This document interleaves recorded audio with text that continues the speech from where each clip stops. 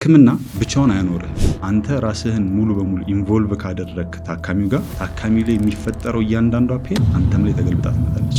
ግንኙነት ከተደረገ በኋላ እርግዝና የመፈጠር ቻንሱ በጣም ዝቅተኛ ከሆነ ምን ያህል ጊዜ ነው መሞከር ያለበት? ምን ያህልስ ነው ራሳቸውን ቼክ ማድረግ ያለባቸው?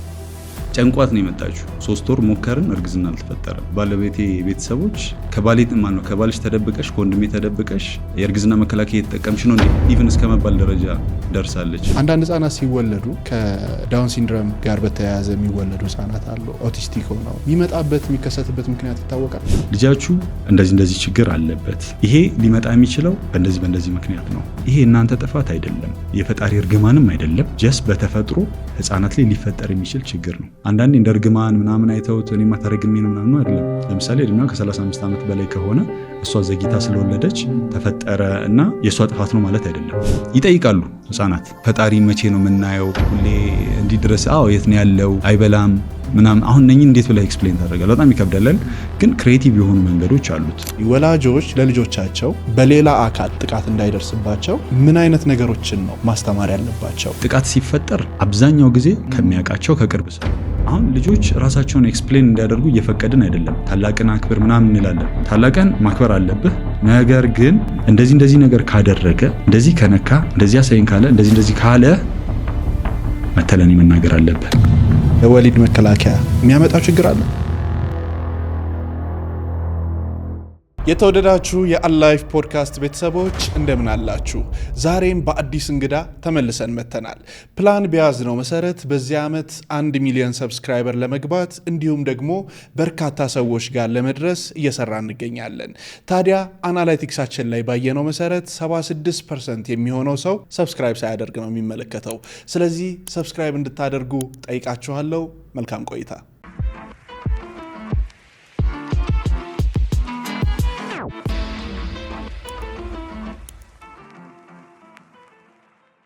ዶክተር እጅግ በጣም አድርጌ ነው የማመሰግነው። ጄዲ ምን ማለት ነው? ለምን እንደዛ አልከው? ጄዲ የሚለው ስም የወጣው 10ኛ ክፍል እያለው ነበር። 10ኛ ክፍል ሆላንደኛ ወጣው፣ አዳማ 2ኛ ወጣው። ጥያቄና መልስ ትምህርት ቤቱን ወክዬ ብዙ ቦታ ብቻ ብዙ ተሸለምኩና ለትምህርት ቤቱ ብዙ ሽልማት አስገባው። ከዛ የጋሽ ወርቁ ይባላሉ የዳይሬክተራችን ትምህርት ቤቱ ልጅ ዳውድ ማለት ጀመሩ። በቃ ከስራቸው ሸጉጠው ምናምን ነበር የሚዞሩት ግቢ ውስጥ። ከዛ ልጅ ዳውድ ሲሉ ሰሙና ጓደኞቼ እንደማሾፊያ ነበር ጁኒየር ዳውድ አሉና አወጡ። ከዛ ቀስ እያለ ጁኒየር ዳውድ የሚለው ያው አሳጠሩትና ጄዲ አሉ እና እንዳለ ሶሻል ሚዲያ ፓናሌ እንዳለ በጄዲ ቀጠለ ማለት ነው። አሁን ኦልሞስት ፐርሰናል ብራንዱ ጄዲ ነውና ትክክለኛ ስሜ ዶክተር ዳውድ ኢብራሂም ይባላለሁ። እንኳን ደህና መጣህ በድጋሚ። በጣም ደስ ብሎኛል። ዛሬ እንግዲህ እርግዝና በፊት ካሉት ጉዳዮች ጀምሮ እስከ ልጅ አስተዳደግ አጠቃላይ ነገሮችን ብዙ ነገር እናወራለን። ወላጆችም ብዙ የሚማሩበት ነው። እንደገና ወደ ትዳር ሊገቡ ያሉ ሰዎችም የሚማሩበት በጣም የሚገርም ፖድካስት ነው የሚሆነው። አንድ እናት ወይንም አንድ ሴት ከማርገዟ በፊት ወይም ወደ እርግዝና ከመግባቷ በፊት ምን አይነት ቅድመ ጥንቃቄ ነው ማድረግ ያለባት? እንዴት ነው ራሷን ማዘጋጀት ያለባት? በመጀመሪያ የእርግዝና ራሱን የቻለ ኃላፊነት ነው። ያን ነገር በመጀመሪያ መረዳት መቻል አለባቸው አብዛኞቹ ሰዎች። ያ ኃላፊነትን ለመቀበል ጭንቅላቷ ዝግጁ መሆን መቻል አለበት። እርግዝናው ጭንቅላቷ ዝግጁ ከሆነ በኋላ የዛን ጊዜ ራሷን በቃ ያንን ልጅ አት ኤኒ ኮስት ፕሮቴክት ማድረግ አለብኝ፣ እኔ የማደርገው ነገር ልጁን አፌክት ያደርጓል እና የሚሉትን ነገሮች ያንን ነገር ማሰብ ትጀምራለች። አሁን ጭንቅላቷ መጀመሪያ ሬዲ ከሆነ ቅድመ እርግዝና ማድረግ ያሉባት ስፔሻሊ አሁን ትዳር ውስጥ ከተገባ በኋላ ብዙ ጊዜ ችግር የሚፈጥረው ያለማርገዙ ጉዳይ ነው አይደል? ይሄ ራሷን ማዘጋጀት ያለባት አንደኛው ከአመጋገብ አንጻር ከጀመርን የመጠጥ ሲጋራ አጓጉል የሆኑ ልምዶች እነሱ ሙሉ በሙሉ መቆም አለባቸው። ዝግጁ ከሆነች እርግዝና እንዳይፈጠር ያደርጋል። ኢቨን ቢፈጠር ለራሱ ልጁ ላይ የሚፈጥረው የአፈጣጠር ችግሮች አሉ። ስለዚህ እነሱ ነገሮች በመጀመሪያ ሙሉ በሙሉ መቆም መቻል አለባቸው። ለምሳሌ ይሄ የኒውራል ቲዩብ ዲፌክት ማለት የነርቭ አፈጣጠር፣ የጭንቅላት፣ የአይን እነሱ ነገሮች ችግር ሊፈጥር ይችላል። እነኚህ ነገሮች የምታደርግ ከሆነ ማለት ነው። እና ከአልኮል ጋርም ተያይዞ እንደዛ የሚፈጠሩ አሉ። ስለዚህ እነኚህ ነገሮች መጀመሪያ ለይታ ማወቅ አለባት። አብዛኛው ሰው ያውቀዋል ብዬ አስባለሁ።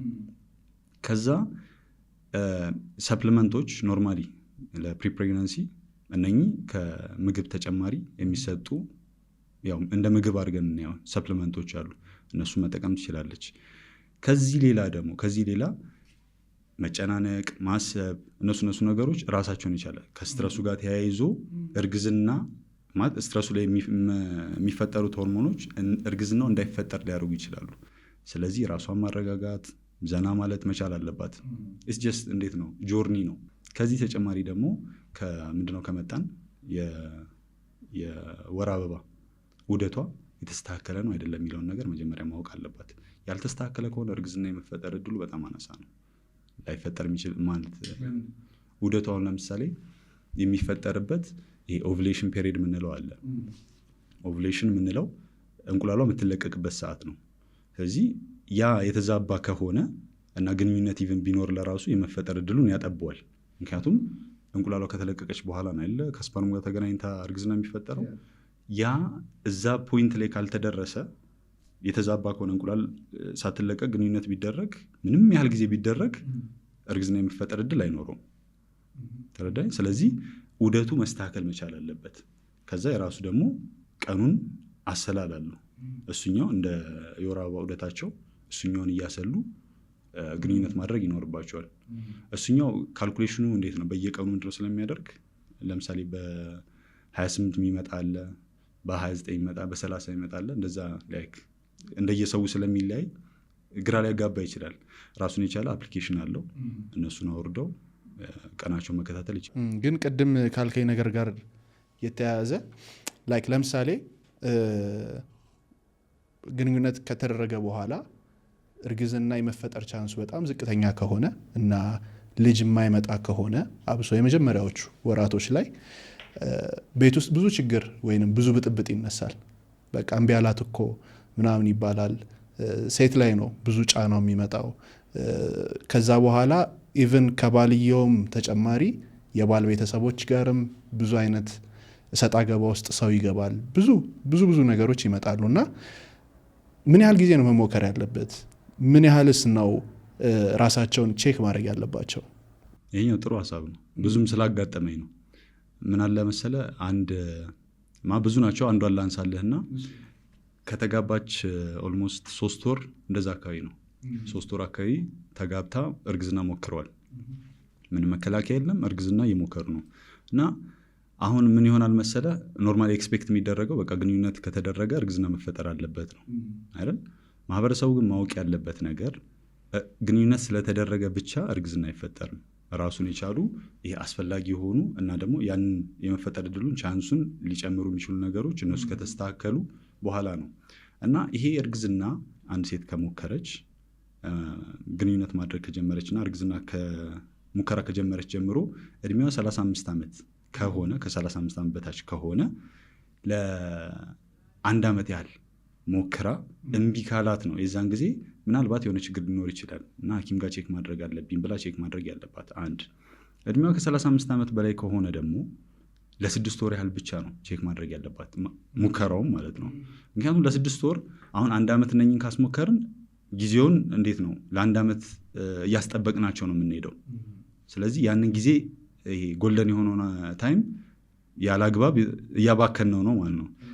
አሁን ማህበረሰብ ውስጥ በቃ ተጋብተዋል ለምደው እርግዝና ያልፈጠረው ምንድን ነው ምናምን ቅድም ያልከውን ለምሳሌ እሷ እንዲሁ ተቀምጠን የስራ ቦታ እንዲሁ ስብሰባ ነበርና አስጠርታኝ ምናምን ነበር ያስወጣችኝ። ከዛ በቃ ጨንቋት ነው የመጣችው። 3 ወር ሞከርን፣ እርግዝና አልተፈጠረም። ባለቤቴ ቤተሰቦች በቃ እንዲህ አስጨንቆ ሊገሉኝ ነው፣ እስካሁን ምን ማድረግ እንዳለብኝ ለራሱ ግራ ገብቶኛል አለች። አሁን እሷ እያለች ያለችው ምንድነው ኢቨን የተባለችው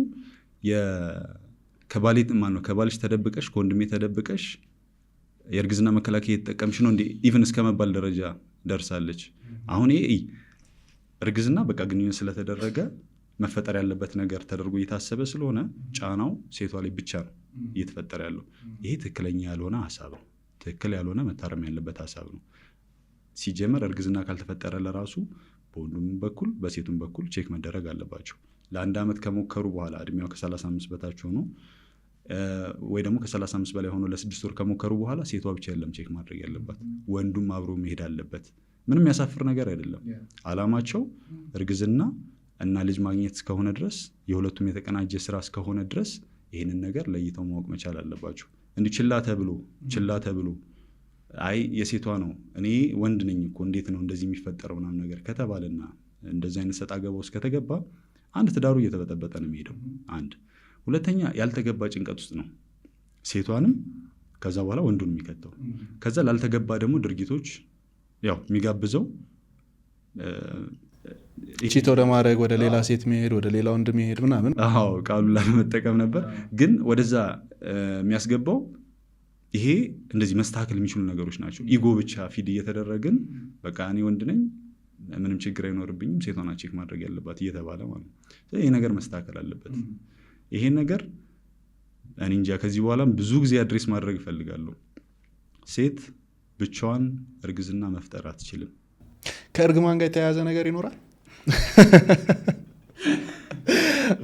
አንዳንድ ሰው እንደዛ ሲል ሰምቻለሁ። እና ላይክ ሳይንሱ ላይ የሚያመጣው ነገር አለ የለም?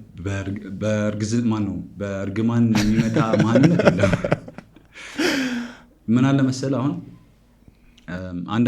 አንዳንድ እናቶች ያው በጣም ምንድን ነው የሚያደርጋቸው በጣም ይሄ የሚያሳስባቸው ነገር አንፕላንድ ፕሬግነንሲ አለ። ለምሳሌ ነው የምልህ አሁን እሱኛው እንዳይፈጠር ምን እንላለን?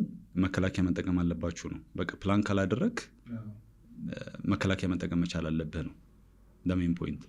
አሁን መከላከያ መጠቀማቸው አሁን ሌላ ፖይንት ማን ነው መሀን ሊያደርግ ይችላል ወይ እርግዝና እንዳይፈጠር ሊያደርግ ይችላል ወይ? ገብቷል? እሱ አሁን ለምሳሌ አብዛኛው ሰው ላያውቅ ይችላል። ለምሳሌ መከላከያ የ3 ወሩን ተጠቅማ ከዛ በኋላ ልክ ስታቋርጠው እርግዝና ባይፈጠር ለአመት ያህል ሊያስሞክራት ይችላል። ኢቭን እስከ ዓመት ከ6 ወር ድረስ ሊያስሞክራት ይችላል፣ ሊያዘገይባት ይችላል። የዚህን ጊዜ የተረገመ ቤተሰብ ወይ ደግሞ የተረገመ እንዲህ ምናምን ነገር ይመጣል። ኖ እሱ አይደለም ከሳይንሱ ጋር እንደዚህ የሚጣረስ ነገር ሆኖ ሳይሆን መድኃኒቱ ሙሉ በሙሉ ከሰውነት እስካልጸዳ ድረስ ሊያዘገይ ይችላል። ማንነት ግን አይደለም፣ ሊያዘገይ ይችላል። ስለዚህ እነኚህ ነገሮች በሕክምና እርዳታ መስተካከል የሚችሉ ናቸው። ደረጃ አላቸው። ከትንሽ ከኪኒን እንቁላል እንዲለቀቅ ከሚያደርጉ ኪኒኖች ከሰፕሊመንቶች ጀምሮ እስከ ትልቁ አድቫንስድ እስከሆኑት እስከ አይቪኤፍ ድረስ የሕክምና እርዳታዎች አሉ። ያው ከሱም በጣም ካለፈ ወደ ጉዲፈቻ መሄድ ይቻላል። ስለዚህ እንደዚህ አማራጮች አሉ። እርግማን ተብሎ ግን ይሄ ሰውን እየወቀሱ እንደዚህ ምንድነው ማድረግ አግባብም አይደለም። ፕላስ ደግሞ የሴቷንም ጊዜ እንዴት ነው አክሰፕት ካደረገችው እርግማን የሚለውን ነገር አክሰፕት ካደረገችው በቃ የእሷን ምድል እየዘጋባት ነው የሚሄደው፣ እድሜዋም እየሄደ ነው የሚሄደው። አንዴ ደግሞ ምንድነው ካደረግ ለምሳሌ ወደ ከተማው ላይ እንኳን እንጃ፣ ግን ወደ ገጠሩ ማህበረሰብ ለስራ ምናልባት ብትሄድ ብታየው አንድ ሴት ማርገዝ ካልቻለች በቃ ከኔ ነው ችግሩ ሕክምና እርዳታ አልፈልግም ትልና ሙሉ በሙሉ ትተዋለች። ከዛ በኋላ በሕክምና እርዳታ መስተካከልና መታከም የምትችለውን ያንን ጎልደን ኤጅ ሳትታከም ትቀራለች። ገብቷል? ብዙ ጊዜ ወንዶች ናቸው ሴቶች ናቸው ለሕክምና የሚመጡት ትዳር ውስጥ ያሉት? ምንም ጥያቄ የለውም። እንዴት መሰለ በጣም ከሚያሳዝንህ ነገር ውስጥ ለየብቻ ነው የሚመጡት፣ አንድ ላይ የማይመጡ በጭራሽ አይመጡ። የሚመጣ የለም አሉ፣ ግን አብዛኛው ጊዜ የሆነ ኢጎህን ይሰብረዋል መሰለኝ እና ሴቷ በቃ ሄጄ ቼክ ማድረግ አለብኝ እርግዝና እንደዚህ ሄጄ ቼክ ማድረግ አለብኝ ትልና ለብቻዋ ትሄዳለች፣ ለባሏ አሳውቃ ማለት ነው። አብዛኛው ጊዜ ደግሞ ባሎች ሳይናገሩ ነው፣ ተናግረውም ሊሆን ይችላል፣ ግን ለብቻቸው ይመጣሉ። ከዛም በኋላ አብረው ደግሞ እንደገና ሊመጡ ይችላሉ።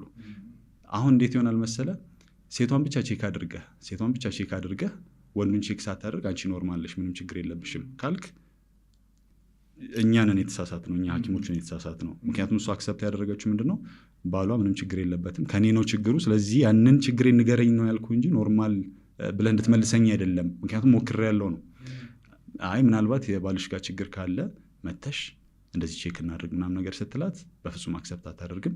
ኢቨን የሆነ እንዴት ነው ከሱ ጋርም እሱን የናቀችው ያህል እንደዛ የመሰማት አይነት አይዲያ ውስጥ ሊከታት ይችላል። ስለዚህ ባልም ሚስትም መጥተው ነው ቼክ ማድረግ ያለባቸው። ይሄ ምንም ጥያቄ የለውም። አብዛኛው ጊዜ ግን ላልከው ጥያቄ ግን ሴቶች ናቸው የሚመጡት። ወንዶቹ ያው ኢጎ። በጣም አሪፍ። ስለ የወሊድ መከላከያ የሚያመጣው ችግር አለ? ኖርማሊ እንዲሁ ምንም ሳታደርግ ለራሱ ሰውነት ላይ ችግር ሊፈጠር ይችላል። ከትንሽ ከማቅለሽለሽ ማስመለስ ጀምሮ እስከ ካንሰሮች ደረጃ ምንም ባታደርግ ለራሱ ሊመጣ ይችላል። ግን እያንዳንዱ ወደ ሰውነት የምታስገባቸው ነገሮች ራሳቸውን ተያይዞ ሊመጡ የሚችሉ ሳይድ ኢፌክቶች ይኖራቸዋል።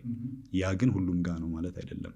ሳይድ ኢፌክት አሁን ለምሳሌ ለብዙ ጊዜ ሳታረግዝ ከቆየች ሊመጡ የሚችሉ የካንሰር አይነቶች አሉ። እነሱ ነገሮች አሉ።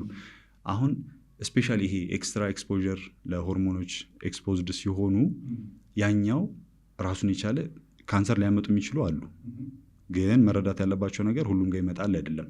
ይህንን በመጠቀማቸው እንደ ሪስክነት ልናስቀምጠው እንችላለን ተብሎ ያው ሊያዝ ይችላል። ግን እንዲህ 100% ይሄ ችግር ያመጣል ስለዚህ መውሰድ የለብኝም የሚባል ነገር አይደለም። ስለዚህ ይሄ ነገር መለየት አለበት። ከዚህ ሌላ ምናልባት ካልን የእርግዝናን የማዘግየት አንዳንዴ አቅም ያላቸው ምንድኖች አሉ፣ መድኃኒቶች አሉ። ለምሳሌ ይሄ በክንድ በመርፌ የሚሰጠው እሱኛውን ኖርማሊ እስከ 3 ወር ነው፣ ለ3 ወር ተብሎ ነው የሚሰጠው። ነገር ግን አንዳንድ እናቶች ላይ እስከ ዓመት ከ6 ወር ድረስ ለራሱ ሊያዘገይ ይችላል። ዓመት ከ6 ወር ይቆያል ማለት ነው። ድረስ ሊቆይ ይችላል። እርግዝና ሊያዘገይ ይችላል። ምንድነው ምክንያቱ የሚቆይበት? ከሰውነት ሙሉ በሙሉ ላይወጣ ይችላል ራሱ ሆርሞኑ ማለት ነው።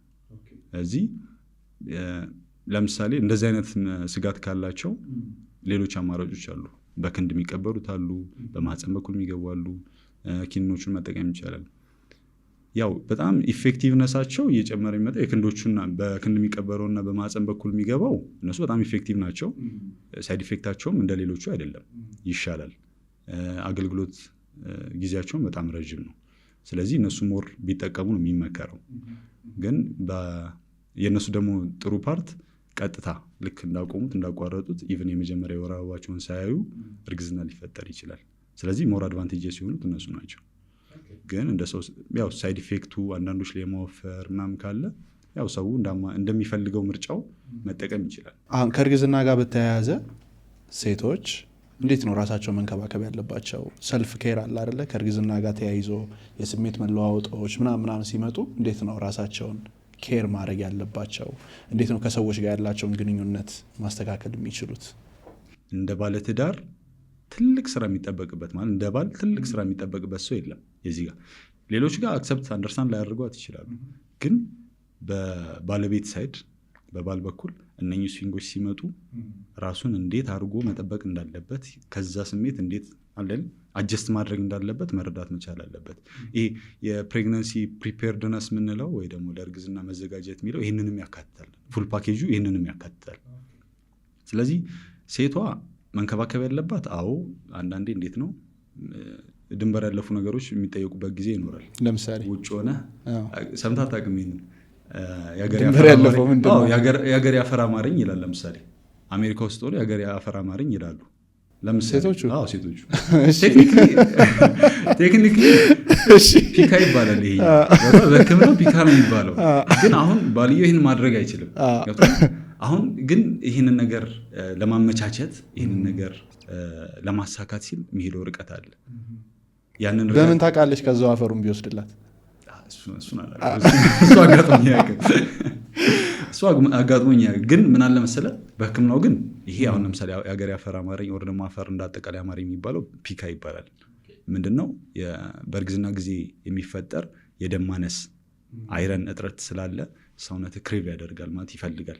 አይረን ደግሞ አፈር ውስጥ ይገኛልና ከዛ አፈር ለማስታገስ አሁን አንዳንድ ሰዎች እንዴት ነው ያለ ቸኮሌት ሰርቫይቭ ማድረግ አልችልም ወይ ያለ ኬክ ሰርቫይቭ በቃ ኬኩ እስኪመጣላቸው ድረስ መረጋጋት የሚከብዳቸው እንደዛ እንደማለት ነው።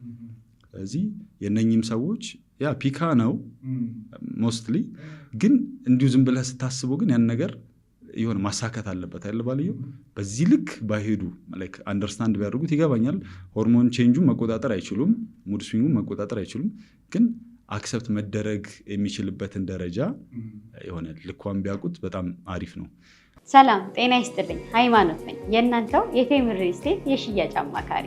ቴምር ሪል ስቴት ከዚህ በፊት በተለያዩ ሳይቶቹ በምታውቁት መሰረት ከ900 ሺህ ብር ቅድመ ክፍያ ጀምሮ የንግድ ሱቆችን እንዲሁም ደግሞ በ5.7 አጠቃላይ ክፍያ ደግሞ የመኖሪያ ቤቶችን ቴምር ሪል ስቴት በቡልጋሪያ አዲስ ሳይት ይዞላችሁ ብቅ ብሏል። የንግድ ሱቆቹ ከግራውንድ ፍሎር ጀምሮ እስከ 5ኛ ፍሎር ሲሆኑ የመኖሪያ ቤቶች ደግሞ ከባለ 1 መኝታ ጀምሮ እስከ ባለ 3 መኝታ ድረስ ይዞላችሁ መጥቷል ከ30% ልዩ ቅናሽ ጋር። ለበለጠ መረጃ ደግሞ በ0905518284 ላይ ይደውሉልኝ። ቴምር ፕሮፐርቲስ የህልሞ ማረፊያ። አንድ እናት እርጉዝ የሆነች እናት የአማራት ነገር ወዲያው ካልመጣ ሽታ ይከሰታል ይባላል። አይገናኝም። ሽታ ምንድን ነው? ሽታ ኖርማሊ ሃይፐር ፒግመንቴሽን ነው። እዛ ቦታ ላይ ጄኔቲካሊም ሊመጣ ይችላል ማለት በተፈጥሮ በተዋረድ ሊመጣ ይችላል እንጂ ይሄ ስላማራት ስላላማራት አይደለም። ይቅርታ ይህንን ኒውስ በመናገር ስለዚህ ሽታ የሚባለው ነገር እንትን አይደለም ማለት ነው። አይደለም፣ እንዲሁ በተለምዶ የሚባል ነገር ነው። እና ያው ለባሎች አንድ ሪሊፍ ሰጠናቸው። ፒካ ማን ነው ሽታ ይሄ የሚፈጠረው ኖርማሊ እንዲሁ በተፈጥሮ ጄኔቲካሊ በተዋረድ የሚመጣ እንጂ የሆነ ነገር አምሯት ስለቀረ አይደለም። ታዲያ ምንድን ነው ላይክ ለምሳሌ አንድ ሴት የአማራት ነገር ወዲያው ካልተደረገላት የሚፈጠረው ነገር ምንድን ነው? ወይንም ካላገኘችው ለምሳሌ አሁን ካላገኘችው ከዚህ ከሽታው ጋር ከሆነ ከሱ ጋር የተገናኘ አይደለም። ነገር ግን ይሄ ስሜቷ ቅድም እንዳልኩ ክሬቪንግ አለ አይደል? ያንን ነገር ካላገኙ ያለመረጋጋት እሱን ራሳቸው ፈቅዶ አይደለም የሚያደርጉት። ሆርሞኑ መለዋወጡ ሰውነታቸውን እየረበሻቸው ነው። ፍላጎታቸው ያንን ነገር ታርጌት አድርጎ ነው። ያን ነገር ካልተሳካ ያው እንዴት ነው ደስተኛ አይሆኑም። የመጨቃጨቅ የመበጥበጥ ምናምን ነገር ይኖራል። እነዚህ ነገሮች አሁን ወደ ቀበጥሽ ምናምን ስታት ሊሄድ ይችላል ነው። ቀበጥሽ ይባላል። እንደዛ እንዴት ነው መቆጣጠር የሚችሉ ሴቶች አሉ፣ መቆጣጠር የማይችሉ ሴቶች አሉ። እሱኛው እንደ ቤተሰብ እየተመካከርክ ይሄን ነገር አሁን ላይ ማድረግ አልችልም፣ ግን ይሄንን ነገር ማድረግ በምችልበት ሳሌ ላድርግልሽ እችላለሁ። አይ አሁን ነው የምፈልገው ካለች ያን ነገር አንደርስታንዲንግ የምችልበት ሞመንት ከመጣ የዛኔ ማሳካት ይቻላል። ከዛ ውጭ ግን ያው ሴቶች አንደርስታንዲንግ ካልሆኑ ያው ለባሉም ትንሽ ይከብዳል። ይሄ የሙድ ስዊንጉ ሊሆን ይችላል፣ የሙድ መቀያየሩ ምናምን። እንዴት ነው እሱን ሃንድል ማድረግ የሚችሉት? መፍትሄው ምንድን ነው? እንደዚህ የተቀመጠ መፍትሄ የለውም። በመነጋገር መስተካከል የሚችል ከሆነ ወይ ደግሞ መሳካት የሚችል ከሆነ ያንን ነገር ማሳካት ይቻላል። ካልተቻለ ደግሞ የተመካከርክ ነው እንጂ ምክንያቱም ልጁ ላይ የሚፈጥረው ምንም ችግር እስከሌለ ድረስ ምንም ችግር የለውም። ያው ሙድ ስዊንጉ እንዴት ነው ያልፋል፣ ግን በዛ ሰዓት ላይ ያንን ነገር አለማግኘቷ ሙዷ ጥሩ ላይሆን ይችላል ነው እንጂ ልጁ ላይ እንደዚህ ይሄ ነው የተባለ ሳይንቲፊካሊ ፕሩቭን የሆነ ችግር አይፈጥርም። ኦኬ። ከእርግዝና ጋር ተያይዞ እርጉዝ የሆኑ ሴቶች ስፖርት ቢሰሩ ምን የሚሰጣቸው ጥቅም አለ? ምን ጉዳት አለው? በጣም ጥሩ። የስፖርት አሉ ራሳቸውን የቻሉ ምንድኖች አሉ በእርግዝና ጊዜ የሚሰሩ ራሳቸውን የቻሉ እንዴት ነው የዳሌ ስፖርቶች ማለት ነው። እነሱ ምን ይሆናል መሰለ በወሊድ ጊዜ የሚፈጠረው ምጥ የጡንቾች መኮማተር አይደል እና የመለጠጥ አቅም አይደል ወሊድ የሚፈጥረው እሱ ላይ በጣም ያግዛቸዋል። ህመሙንም የማስታገስ አቅም አለው እና ምጡም እንዳይከብዳቸው የማድረግ ምንድነው አለው። ልክ በሚያመጡበት ጊዜ ላይ ጡንቻው ኦልሬዲ ስፖርት ሳይሰራ የከረመ ከሆነ እንዴት ነው የመለጠጥ የመዘርጋት እሱ ነገሩ ጥንካሬው የመወጠርም ጥንካሬው ያን ያህል ስለማይሄድ የዚህ ጊዜ አሁን ምጡ የመክበድ የመርዘም እንደዚህ ሊያጋጥም ይችላል። ነገር ግን ጥንቃቄ የሚፈልጉት በስፖርት ጊዜ ለምሳሌ እንደዚህ ሆድ ላይ ጫና ሊፈጥሩ የሚችሉ ወይ ደግሞ ምት ሊያመጡ የሚችሉ ጽንሱ ላይ ይሄ ችግር ሊፈጥር ይችላል። ስለዚህ እነኛ ያው ምንድነው ያስፈልጋል ጥንቃቄ ይፈልጋሉ። ሆድ ላይ ምት ከተፈጠረ ወይ ደግሞ የሆነ አደጋ ከተፈጠረ ላልተገባው እርጃ አላስፈላጊ የሆነ የጽንስ መቋረጥ ለነኝ ሊዳርግ ስለሚችል እነዚህ ነገሮች መለየት መቻል አለባቸው። አሁንም ቆይታችን እንደቀጠለ ነው። በነገራችን ላይ በዚህ ፕላትፎርም እንዲሁም ደግሞ በአብርሃም ፋንቱ የተለያዩ ሶሻል ሚዲያ ፕላትፎርሞች ላይ ምርትና አገልግሎታችሁን ማስተዋወቅ የምትፈልጉ ሰዎች ከስር ባለው ስልክ ቁጥር ይደውሉልን። አንድ ልጅ ሲወለድ ጥርስ ኖሮ ከተወለደ ማለት የሚባሉ ነገሮች አሉ። በማህበረሰቡ የሚሰጡት ስያሜዎች ምናምን አሉ። እንዴት ነው ያ ነገር የሚፈጠረው? ጥርስ ኖሮት የሚወለደው እንደገና ደግሞ ምን ችግርስ አለው?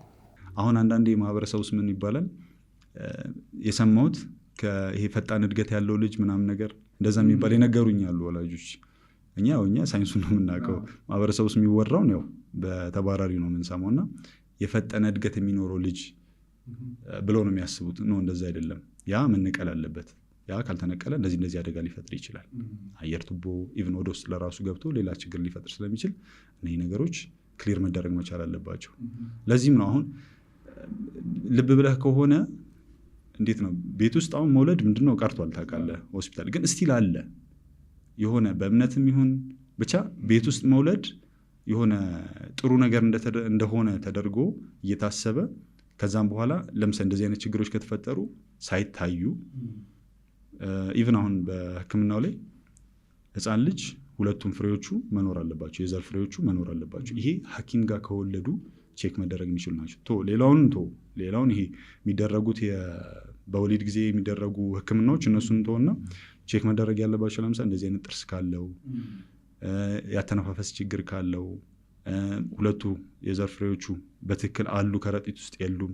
ምክንያቱም አንዱ ካልወረደ ምንም ችግር እንደሌለው አድርገን እናስብና ማለት እንደ ማህበረሰብ ስታስበው ማለት ይታሰብና ከጊዜዎች ቆይታ በኋላ ውስጥ ይሄ እንዴት ነው አስቀድመህ መያዝ የምትችለው ወይ ደግሞ አስቀድመህ ማግኘት የምትችለውን ችግር እንደ ቴስቲኩላር ቶርሽን መጠምዘዝ እና ደግሞ በቴስቲኩላር ሲኤ ወይ ደግሞ የወንድ ዘር ካንሰር ለሱ ያጋልጣል፣ ሆድ ውስጥ ስለቀረ ማለት ነው።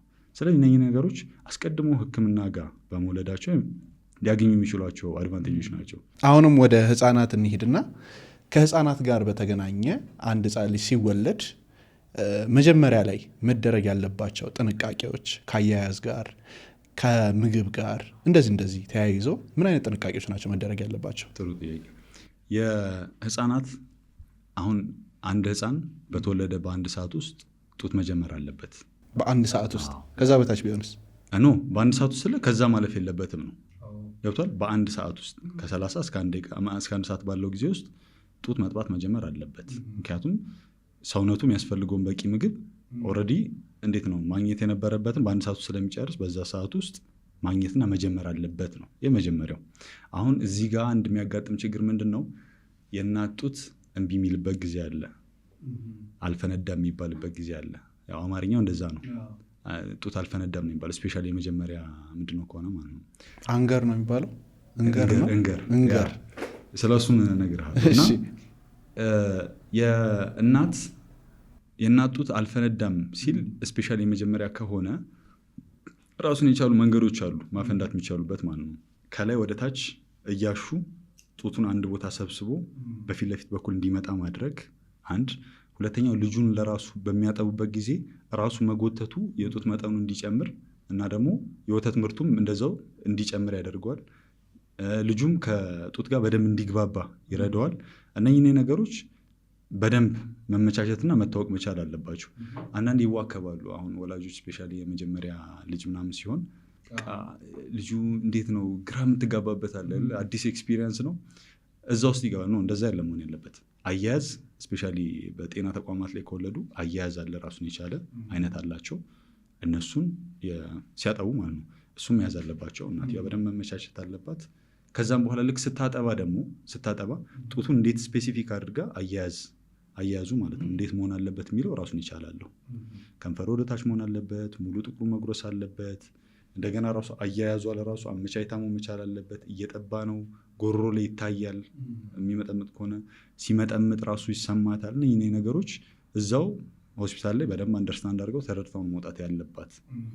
ግራ ከገባት ምንም ችግር የለውም። አንድ መረዳት ያለብን ነገር ማለት ነው ታካሚ ይበዛል ሆስፒታል ላይ፣ ጤና ተቋማት ላይ ታካሚ ይበዛል። ግን መጠየቅ ማንም አልተከለከለም። እንዴት ነው ማጥባት ያለብኝ? አንዳንዶቹ በቃ ይሄ ለምን አጨናንቋለሁ ምናምን ነው ስራችን ነው። ለምን አጨናንቋለሁ ኦር ደግሞ ለምን መጠየቅ አለብኝ ምናምን ሳይሆን በቃ ማታውቁት ነገር ካለ ሁሉንም ነገር አንዴ አድሬስ ተደርጎ በደንብ አንደርስታንድ አድርገውት መውጣት አለባቸው። ስለዚህ ጡት ካልፈነዳ የዛኔ ሐኪሙ ወይ እንደዛ አሽቶ ካልሆነ ደግሞ ጡቷ ወደ ውስጥ ተቀብራ ከሆነ እሷም እንድትወጣ ማድረግ ያለ እንደሱ ሳክ ተደርጎ መውጣት ይቻላል። እነኚህ ነገሮች በደንብ ተረድተው አንደርስታንድ አድርገው መውጣት ያለባቸው። ወልዶ ለመውጣት ብቻ አይደለም የሚያስፈልጋቸው ነገር ሙሉ ነገር ተምረው መውጣት መቻል አለባቸው። ከዚህ ተጨማሪ ምናልባት ካልጠየቁ ቪዲዮዎች ላይ አሉ ገብቷል። ሌሎች ሐኪሞችም አሉ የኔም ላይ የሰራናቸው ቪዲዮዎች አሉ። እነሱን ቼክ ማድረግ ይቻላል። ከዚህ ከጡት ጋር በተያያዘ አያድርገውና እናትየዋ ብታልፍ ምንድነው የሚደረገው? የዱቄት ወተት ነው። የዱቄት ወተት ማለት ልጁን አበድሎማ። ስለዚህ እንገርን የሚተካ ነገር የለም። እሱን አታገኝም። ግን እንዴት መሰለ ታቻችላለህ። ልጁ አይጎዳም። ማግኘት የነበረበትን ነገር አጣ። ግን አሁን ደግሞ መራብ የለበትም። አሁን በውጮቹ ምን አለ መሰለ ለምሳሌ አውሮፓዎች ላይ ምናምን ነገር እንደ ሚልክ ባንክ አለ የሚያስቀምጡ አለ። ከዛ ላይ እያወጣ መጠቀም ትችላለህ። እኛ ጋር እንደ ደም ባንክ ማለት ነው። እኛ ጋር የለም። አራት እንደዛ አለ። በጣም የሚገርም እና አሁን ስራ እድል ነው።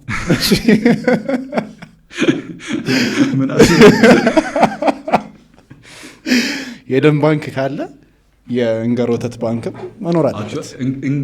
እንገር ካገኘህ ነው ማለት የመጀመሪያ የሚወጣው የጡት አይነት የጡት ወተት አይነት ስለሆነ ልታገኘው ትችላለህ፣ ላታገኘው ትችላለህ። ግን የእናት ጡት ወተት ውስጥ መገኘት የሚችሉትን ስፔሲፊክ የሆኑ ኒውትሪሽኖች በዱቄት ወተት መተካት አይቻልም።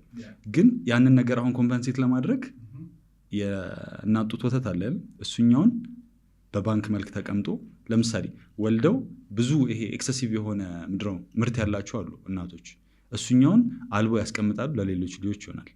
ይከፈልበት አይከፈልበት አላውቅም፣ ግን ስራ እድል እና ስፔሲፊካሊ በባንክ መልክ ይቀመጥና ከዛ በኋላ እያወጡ የሚጠቀሙ ምንድኖች አሉ። ሌሎች ደግሞ አሁን ለምሳሌ እኛ ጋር ባለፈው ምንድነው እያደረግኩ ነበር ላይቭ ላይም ተደጋጋሚ ስጠየቅ የነበረው ለዚህ ለወተቱ ማለት ነው። እናቶች አብዛኛው ጊዜ እንዴት ነው 3 ወር ያለ የወሊድ ፈቃድ አንድ ልጅ መጥባት ያለበት ምን ያህል ጊዜ ነው? 6 ወር ኤግዛክትሊ። ያው አንተ እንኳን መልሷል። አሁን 6 ወር መጥባት እያለባቸው በ3 ወሩ ላይ ምንድነው ካደረጉ ላይ ወደ ስራ ከተመለሱ አሁን እኮ አብዛኞቹ እናቶች ምንድነው ወርኪንግ ፎርስ ናቸው አይደል? እየሰሩ ነው ያሉት። በ3 ወር መመለስ አለባቸው የቤት መቤት ምናምን ካልሆኑ በስተቀር ማለት። ስለዚህ ልጁን አሁን ላያጠቡት ነው ማለት ነው። ቅድም ላልከው ደግሞ አንድ ልጅ እንክብካቤ መደረግ ያለበት ምንድነው ካልከኝ፣ ከዚህ ተጨማሪ ደግሞ መጥባት ያለበት ስለፈለገ ወይ ደግሞ ሲያስፈልገው አይደለም። በ2-3 ሰዓት ውስጥ በተደጋጋሚ ማጥባት መቻል አለባቸው። ግዴታ ነው፣ ጥያቄ ነው። ስለዚህ በየ2-3 ሰዓቱ መጥባት አለባቸው። ይሄ የሆነው ለምንድን ነው? አዋቂ ያው እኛ ጨጓራችን ትልቅ ነው። ስለዚህ አንዴ ተመግበህ ስቶር አድርገህ እስከ 6 ሰዓት መቆየት ትችላለህ። ያው ይሄ ኢንዱስትሪያላይዜሽን ምናምን ከመጣ በኋላ በቀን 3 መብላት አለብኝ የሚባለው እንጂ ቀኑ ሙሉ መቆየትም ትችላለህ። አሁን ግን ስፖርተኛ ስትሆን ደግሞ አለው እሱ እየጨመርክ ነው። ግን ፍላጎትህ እንዴት ነው? አንተ ስቶር ከምታደርገው አይብስም። ረሃብ ውስጥ ራስን እስከምትስት ድረስ አይደርስም። ስቶር ማድረግ ይችላል። የህፃናት ግን ጨጓራቸው ትንሽ ስለሆነች ትንሽ ይጠባሉ፣ ቶሎ ይጨርሳሉ። ትንሽ ይጠባሉ፣ ቶሎ ይጨርሳሉ። ስለዚህ በየ2-3 ሰዓቱ በተደጋጋሚ ማጥባት መቻል አለብህ።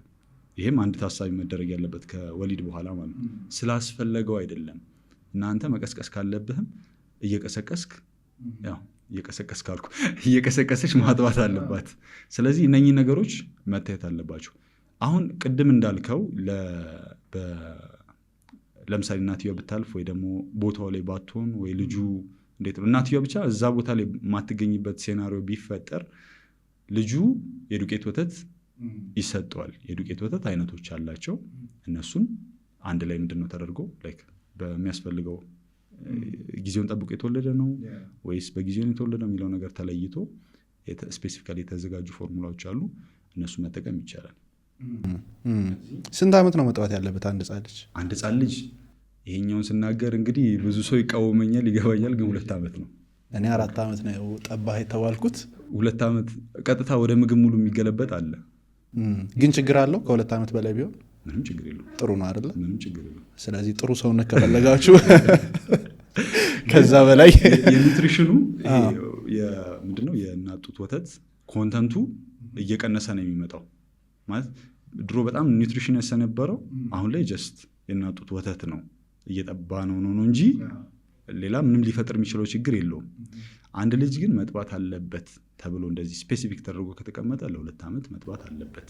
ሌላ ምግብ ሳይቀላቀል ምግብማ እየጀመረ ከ6 ወር በኋላ እኮ ኮምፕሊመንታሪ ፊዲንግ የምንላቸው አሉ።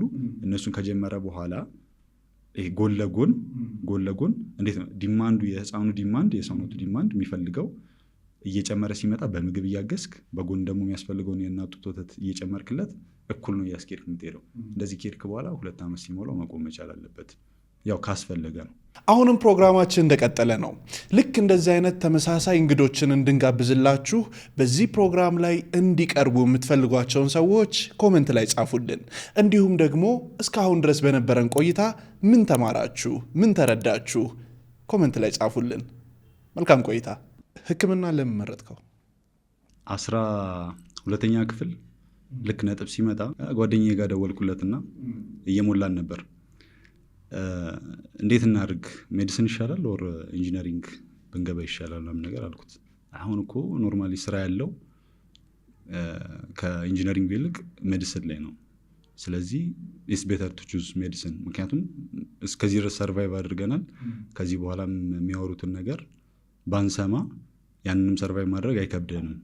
ይሄ የመኖርና ያለመኖር አይነት ነገር ነው እንጂ እንደዚህ ስፔሲፊክ የሚባል አይዲያ ኖሮት አይደለም። ከዛ ገባን፣ ሞላው፣ ሜዲሲን ደረሰኝ አንደኛ፣ ከዛ 2ኛ ኢንጂነሪንግ፣ እንደዛ ያልኩ ነበር የሞላሁት። ሜዲሲንን ልክ ስንጀምር ቴክኒካሊ በጣም ሰፈር ያደረግን የመጀመሪያው ዓመት ላይ እኛ ከካልኩሌሽን ሊትራሊ ቀጥታ ወደ ሽምደዳው ወደ ቁጭ ብሎ ወደ ማንበቡ ምናምን ነው የተቀየርነው። አንድ ጥያቄ ቁጭ ብለህ አንብበህ ያንን ነገር መፍታት የለመድን ሰዎች አሁን ለብዙ ሰዓት ተቀምጠህ ብዙ አንብበህ ብዙ አናላይዝ አድርገህ ይሄ መሸምደዱን እሱኛው በጣም ሰፈር አድርጎን ነበር። እና እንደ አጠቃላይ ለመመለስ ያው ሜዲሲንን የመረጥኩት ያው ጥሩ ኑሮ ይኖረዋል በሚል ነው አለው። እሱኛው አሁን ምን አለ መሰለህ የህክምና ብቻውን አያኖርህም። ራሱ ህይወት ነው። ህክምና ራሱን የቻለ ህይወት ነው። እኔ አሁን ህክምናህን ደሞዙ የታወቀ ነው። በሌላ ነገር ትቀይሯለህ ብትለኝ በምንም አልቀይሩም። ምክንያቱም ብዙ ነገር አስተምሮኛል፣ ብዙ ህይወት አሳልፌበታለሁ። አሁን ያለኝን ካራክተር ቢልድ ያደረገልኝ ሜዲሲን በመማሬ ነው፣ እንደኔ ማለት ነው። እና ከሰዎች ጋር ኮሚኒኬት የማድረግ ጥሩ አድማጭ የመሆን የሰዎችን ይሄ ውስጥ አዳምጠህ ለነሱ ሶሉሽን የመፈለግ ጭንቅላትን በዛ ደረጃ ሊያበስል የሚችለው ሜዲሲን ነው ብዬ ስለማስብ አሁን ላይ በዛ ሳይድ ካየው ሰክሲድ አድርጌያለሁ። ሜዲሲንን ያ ሰክሲድ እንዳደርግ አድርጎኛል። ከዛ ውጭ ግን በኑሮ ደረጃ ግን ሌላ ነገር ያስፈልጋል፣ ምንም ጥያቄ የሌለው ማለት ነው። ብቻውን አይበቃም። ብቻውን ወደ ከተማ ለምሳሌ ጠጋ ካልክ ከኑሮ ጋር ከሩጫው ጋር ምንም አትችለውም። ገጠር ልግባ ካልክ ደግሞ ትንሽ ብር ከፍ ልትል ትችላለች።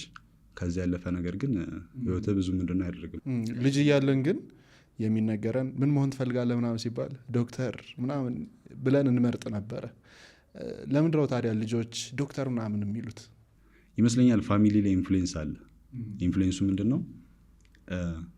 ለምሳሌ ስታሪክ ምን መሆን ትፈልጋለህ ሲባል ዩቲዩበር ሚል የለም አሁን ላይ ታውቃለህ። እንደ ዩቲዩበሮች ሶሻል ሚዲያ ላይ እንዳሉት ሰዎች የሚያገኝ ሰው የለም። ግን አሁን ላይ እንዴት ነው ፋሚሊ ኢንፍሉዌንስ ሲያደርግህ የሚታየው ይሄ ዶክተሮች ሸሚዝ አድርገው በቃ ይሄ ግርማ ሞገሱ እሱ ነገር ከነገዋናቸው። ከዛ በኋላ ደግሞ ይሄ ሰው በመኖርና በመሞት አጣብቂኝ ውስጥ ሆኖ የፈጣሪ የሆነ ቀኝ እጅ ሆነው እንደሱ ሆኖ የማትረፍ አቅምን እያዩ ስለሆነ ልጄ ስታድግ ዶክተር መሆን አለብህ የሚል አይነት አይዲያ ልጆቻቸው ላይ እየፈጠሩ ይመጣሉ። ከዛ በኋላ ሁሉም ዶክተር ይላል።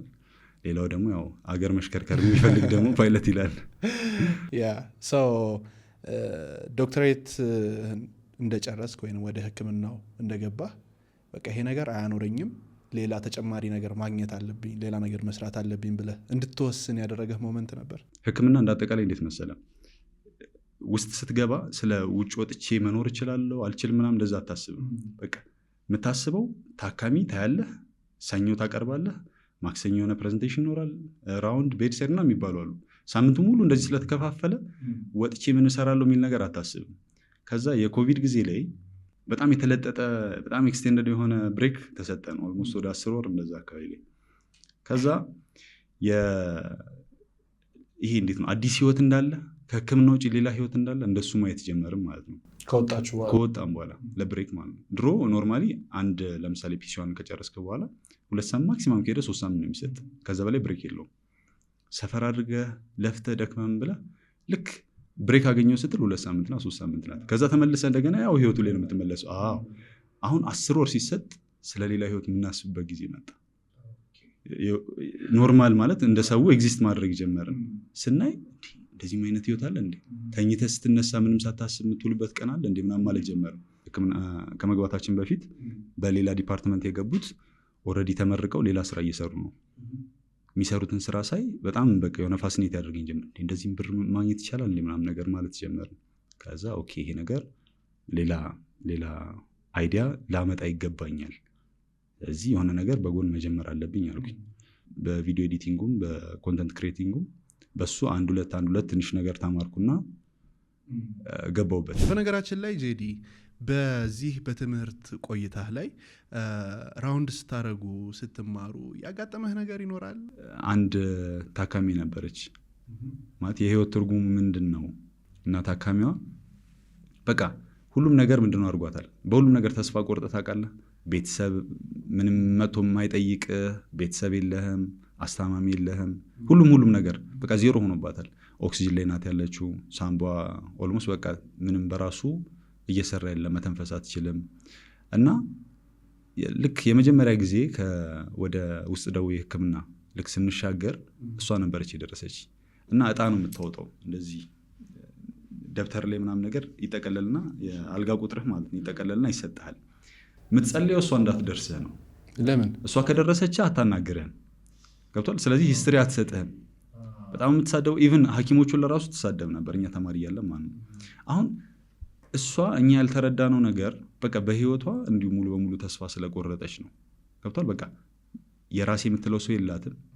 ኤግዚስት የሆነ ሞቷን እየጠበቀች ያለች አይነት ሰው እንደዚህ አይነት በቃ ደምድማለች። ፊቷ ተቋቁሯል፣ ምግብ በስርዓት አትበላም፣ እንደዚህ በጣም ተዳክማ ነበር። ከዛ ልክ እኔ ጋር ደረሰች። ልክ ብድግ ሳደርግ ካልተሳሳቱ 32 እንደዛ ነበር መሰለኝ። ልክ ሳወጣው በቃ ቀልቤ ነው ግፍፍ ያለው አየሁት። ከዛ አሁን እንዴት አድርጌ ነው የምጠይቃት? በቃ ግራ ገባኝ። አይ እሷን እኮ ማንም ያያት የለም ማለት ይሄ ለመጠየቅ ትችላለች፣ ግን ማናገር አትፈልግም፣ ፈቃደኛ አትሆንም። በቃ ሰልችቷታል።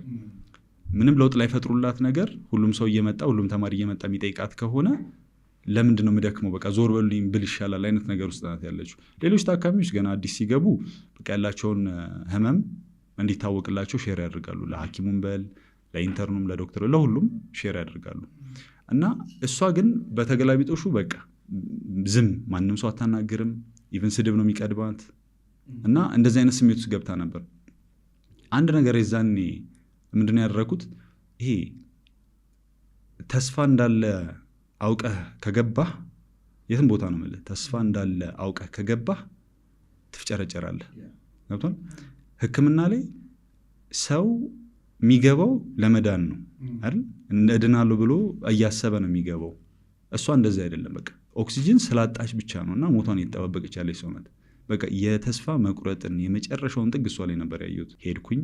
ልክ ሳናግራት የመጀመሪያ ጊዜ አብዛኞቹ ህክምና የተማሩ ያውቁታል፣ ፊትህ ያስታውቃል። ተማሪ ኮንክ ተደጋጋሚ ኮንክ ያስታውቃል። አንተ አዲስ ነህ ያለ። ከዛ ምን ሆነ መሰለ አይ ቲንክ ከ2 ቀን በኋላ ነው ምናምን ነገር ለምንድን ነው እንደዚህ ሆነችው ምናምን ማለት ጀመርኩ። በቃ እንደዚህ ተስፋ ሊያስቆርጣት የቻለው ምንድን ነው? ኢንዴብዝ ልክ መጠየቅ ስጀምር ለካ ሰው የላትም፣ አላወኩም ነበር። በቃ ይሄ ህመሙን ብቻ እንደዚህ የሚያበሳጫት መስሎኝ ነበር። ሰው የላትም፣ እንደዚህ የላትም። በቃ ለራሴ ቆረጥኩ። ሄጄ በቃ ቁጭ ብዬ እንደ ምንድነው የለም እንደ ሐኪም ሳይሆን እንደ ታካሚ ማነው እንደ አስታማሚ ታካሚ እንደ አስታማሚ ሄጄ መጠየቅ አለብኝ አልኩኝና አንድ አፍታ ሊያት ብዬ ያው ጨርሰን አየት አደረኳትና ወጣሁ። ልክ ስወጣ እንደምትኖር እርግጠኛ ነኝ። ከዛ በቃ ነገ ፍሪ ነኝ፣ ምንም የለብኝም፣ ዊኬንድ ነው። ቆሎና ጁስ ይዤ መጥቼ በቃ መጠየቅ አለብኝ። ቁጭ ብዬ እስቲ ማዋራት አለብኝ። ይሄ እንደ ኢንተሮጌሽን ወይ ደግሞ እንደ ክርክር ማን ነው ይሄ እንደ መልሰል እንደ ኢንተርቪው ነገር እንዳታደርገው ረጋ ባለመልኩ በቤተሰብ ያቀራረብ እንደዛ ልጠይቃት ብዬ ሄድኩኝ። ከዛ በነጋታው ላይ ጁሴን ገዝቼ ቆሎዬን ምናምን ነገር ይዤ ልብሴን ኖርማል አድርጌ በቃ ልጠይቃት ልክ ስሄድ አልጋ እየተጸዳ ነው። ከግራ ገባኝ። እንዴ ሄድኩኝና እዛ ያደረውን ኢንተርናል ጠየቋት። ፀሐይ የለችም እንደ ምናምን ነገር አልኩት። ፀሐይ 32 ቁጥሩ አለኝ። አዎ እንዴ እሷ እኮ ማታ አረፈች ምናምን ነገር አለኝ። በህይወቴ እንደዛ ቀን ተሰብሬ አላውቅም። በታካሚ ጉዳይ ማለት ነው። ምን ይባላል መሰለ የሐኪም ላይ ማለት ነው አንተ ራስህን ሙሉ በሙሉ ኢንቮልቭ ካደረግ ታካሚው ጋር ታካሚው ላይ የሚፈጠረው እያንዳንዷ ፔን አንተም ላይ ተገልብጣ ትመጣለች። ምክንያቱም ቤተሰብ አድርገኸዋል። ያንን ሰው እንደ ሐኪምና እንደ ታካሚ መቅረብ አለብህ። ስለ ህመሙ በደምብ ታዳምጣለህ፣ ግን ፐርሰናል የሆነውን ግንኙነትህን ግን መቀነስ አለብህ የሚለውን ነገር እሱኛውን ትንሽ ነው አቀራረብ መሆን ያለበት። ኢንዴብዝ ከገባህ ስሜት እኩል ነው የምትጋራው። ስለዚህ ትደነዝዛለህ፣ ሙሉ በሙሉ ትደነዝዛለህ። በቃ የሆነ ሰው ቢሆን ያ ሰው የሆነ ነገር ቢሆን ያ ሰው በቃ አንተም እንደዛው ነው የምትጎዳው። ከዛ የእሷ ልክ እንደዛ ስትሆን በቃ ማለት በጣም ያናደደኝ ነገር እንደሆነ ታውቃለህ። አንድም ቀን አንድም ሰው አጠገቧ ሳታይ የተስፋ የሚለውን ነገር ሳታጣጥም የቤተሰብነት ፍቅር የሚለውን ነገር ሳታጣጥም ኦልሞስት ወደ 3 ወር 4 ወር ለኦክሲጅን ብቻ እዛ ተቀምጣ አስበው። ኦልሞስት እስር ቤት በለው። ኦክሲጅኑ ትልቅ ነው። መነሳት የምትችለው ወደ ሽንት ቤት ብቻ ነው። ከዛ ውጭ አልጋው ላይ ናት። መንቀሳቀስ ትችላለች። አስብ እና ምን አለ ትላንትና ጠይቂያት ቢሆን ኖሮ በቃ እንደዚህ የሚል አይነት ስሜት መፈጠር ጀመረ። እና ምንድነው ላይ ታካሚና ሐኪም ጋር አንድ የሆነ መለየት ያለበት ብዬ የማስበው ነገር ስሜታቸው መረዳት አለብህ። ኦብቪየስሊ ሙሉ በሙሉ ኢንቮልቭ ካደረግክ ደግሞ አንተም ትጎዳለህ። ምክንያቱም ለሌላውም አትሆንም። ሁሉም ጋር ኢንቮልቭ እያደረግ አትችለውም በስሜት ማለት ነው። እንደውም ጨካኝ ናችሁ ምናምን እንባላለን። ጨካኝ ሆነን አይደለም፣ ለራሱ ለታካሚ ነው። እኛ ኢንቮልቭ ካደረግን ኢቨን ሕክምና መጀመሪያ ስትገባ ኢምፓቲና ሲምፓቲን ለይተህ ማወቅ አለብህ። የመጀመሪያ ገና ስንገባ ምንድን ናቸው ሁለቱ? አንዱ አንተ በታካሚ ቦታ ጫማ ውስጥ ገብተህ ራስህን ቆመህ ማየት። ሁለተኛው ደግሞ ይሄ እንዴት ነው ማለት የሆነ ነገር ቢሆን አብረህ ማልቀስ ማለት ነው። ሁለተኛው ደግሞ ስሜትህ ትረዳዋለህ። በቃ ህመሙን ተረድተህ በደንብ አክሰፕት አድርገህ በቃ ይሄ ሰው ተቸግሯል፣ መርዳት አለብኝ፣ እንደዚህ እያመመው ነው፣ ይሄን ማድረግ አለብኝ የሚለውን ነገር መርዳት አለብን። ስለዚህ በሐኪምና በሌላው በኩል ያለው ትልቁ ልዩነት ይሄ ነው። አንተ ስሜቱን ልትረዳ ትችላለህ፣ ግን አብረህ ቁጭ ብለህ ወይ ማለት አትችልም ነው። ይኸውን እንደ ጨካኝነት እያስቆጠረን ነው፣ ግን እንደዛ አይደለም። እና ያ ነገር አሁን እንዴት ነው ኢንደ ሃርድዌይ ነው የተማርኩት። በቃ ዝም ብለህ አሁን እንደ ሌክቸር ቁጭ ብለህ ታየዋለህ። ከዛ በኋላ ግን ለምንድን ነው የሆነ ኢንቮልቭ ያላደረግኩት፣ ለምንድን ነው ያልጠየኳት ምናምን በጣም ነው ማለት የዛኔ በጣም ነው የተሰማኝ። ታውቃለህ ይሄ ሰው የሚሰማውን የሆነ ጥሩ ስሜት ወይ ደስ እንዲለው አድርገህ ስታይ ፊታቸው ላይ ያለ ያ ፈገግታ ስታየው ያ ነገር ፕራይስለስ ነው። ያንን ነገር አሁን ለእሷ ጤናዋን መመለስ አልችልም፣ ነገር ግን አትሊስት አንድ ኬር የሚያደርግ ሰው አለ የሚለውን ነገር ለመፍጠር አስቤ ነበር። ኢን ሪተርን ግን እኔ ነው የጎዳኝ። አሁን የፀሐይ ጋር ያየኸው የተስፋ መቁረጥ፣ ራሷን ኮንትሮል አለማድረግ፣ እነዚህ ነገሮች በዋናነት ምን አስተማረህ ለአንተ? ለምሳሌ ሁላችንም ያው የምንሰራው ገንዘብ ለማግኘት ብር ለማግኘት የተሻለ ኑሮ እናገኛለን ብለን ነው አይደል? ለምሳሌ ለአንተ ዛሬ 100 ሚሊዮን ብር ብሰጥህ ምን ይሰማሃል? ደስ ይልሃል። በጣም የምትቦርቀው ምናምን ነገር ያለ። ግን አንድ ከዚህ ጋር ተያይዞ የሚመጣ ነገር አለ። ነገን አትኖርም። ያን 100 ሚሊዮን ብር ዛሬን ብቻ ነው ማጣጣም የምትችለው ብልህ እሺ ትላለህ፣ ትቀበላለህ። ያን ውሰደው ኤግዛክትሊ አትቀበለው። ለምን? ተስፋ ወይ ደግሞ ነገን መንቃትህ ከ100 ሚሊዮን ብር በላይ ነው ማለት ነው። ስለዚህ ይሄ ጊዜዎች ያልፋሉ፣ ወቅቶች ያልፋሉ። ነገር ግን አንተ ኤግዚስት አድርገህ ያ ቦታ እንደምትደርስ ተስፋ የሚባል ነገር አለ። ተስፋ የሚለው ነገር ባይኖር ኖሮ ማንም ሰው አይሰራም። ማንም ሰው የሆነ የሚያስበው ነገር ምናምን ዜሮ ነው የሚሆነው። አሁን ፀሐይ ጋር የነበረው ይሄ ነው። በቃ ፀሐይ ጋር የነበረው በቃ ነገም ልትሞት እንደምትችል እያወቀችው ነው ስትኖር የነበረው። ከጎኗ እኮ ሌሎች ታካሚዎች አሉ። እነሱ ምንድነው ይሄ ሆፕ አላቸው፣ ተስፋ አላቸው። ያን ነገር ተስፋ አድርገው ነው ይሄ እንዴት ነው እየታከሙ ያሉት እየኖሩ ያሉት ቤተሰብን በፈገግታ የሚቀበሉት እነኚህ ነገሮች። አሁን እሷ ጋር ግን በተገላቢጦሹ ምንም ተስፋ የለም። በቃ እንደምትሞት ቀኗን እየተጠባበቀች ያለች ሰው ናት። ስለዚህ ለምንድን ነው በቃ የዛኔ አስተማሪ ነገር ለምንድን ነው ተስፋ የሚባል ነገር እያለ በትንሽ ነገር የምንሰበረው? ሰላም ጤና ይስጥልኝ፣ ሃይማኖት ነኝ፣ የእናንተው የቴምር ሪል ስቴት የሽያጭ አማካሪ። ቴምር ሪል ስቴት ከዚህ በፊት በተለያዩ ሳይቶቹ በምታውቁት መሰረት ከ900 ሺህ ብር ቅድመ ክፍያ ጀምሮ የንግድ ሱቆችን እንዲሁም ደግሞ በ5.7 አጠቃላይ ክፍያ ደግሞ የመኖሪያ ቤቶችን ቴምር ሪል ስቴት በቡልጋሪያ አዲስ ሳይት ይዞላችሁ ብቅ ብሏል። የንግድ ሱቆቹ ከግራውንድ ፍሎር ጀምሮ እስከ 5ኛ ፍሎር ሲሆኑ የመኖሪያ ቤቶች ደግሞ ከባለ 1 መኝታ ጀምሮ እስከ ባለ 3 መኝታ ድረስ ይዞላችሁ መጥቷል ከ30% ልዩ ቅናሽ ጋር። ለበለጠ መረጃ ደግሞ በ090551 8284 ላይ ይደውሉልኝ። ቴምር ፕሮፐርቲስ የህልሞ ማረፊያ።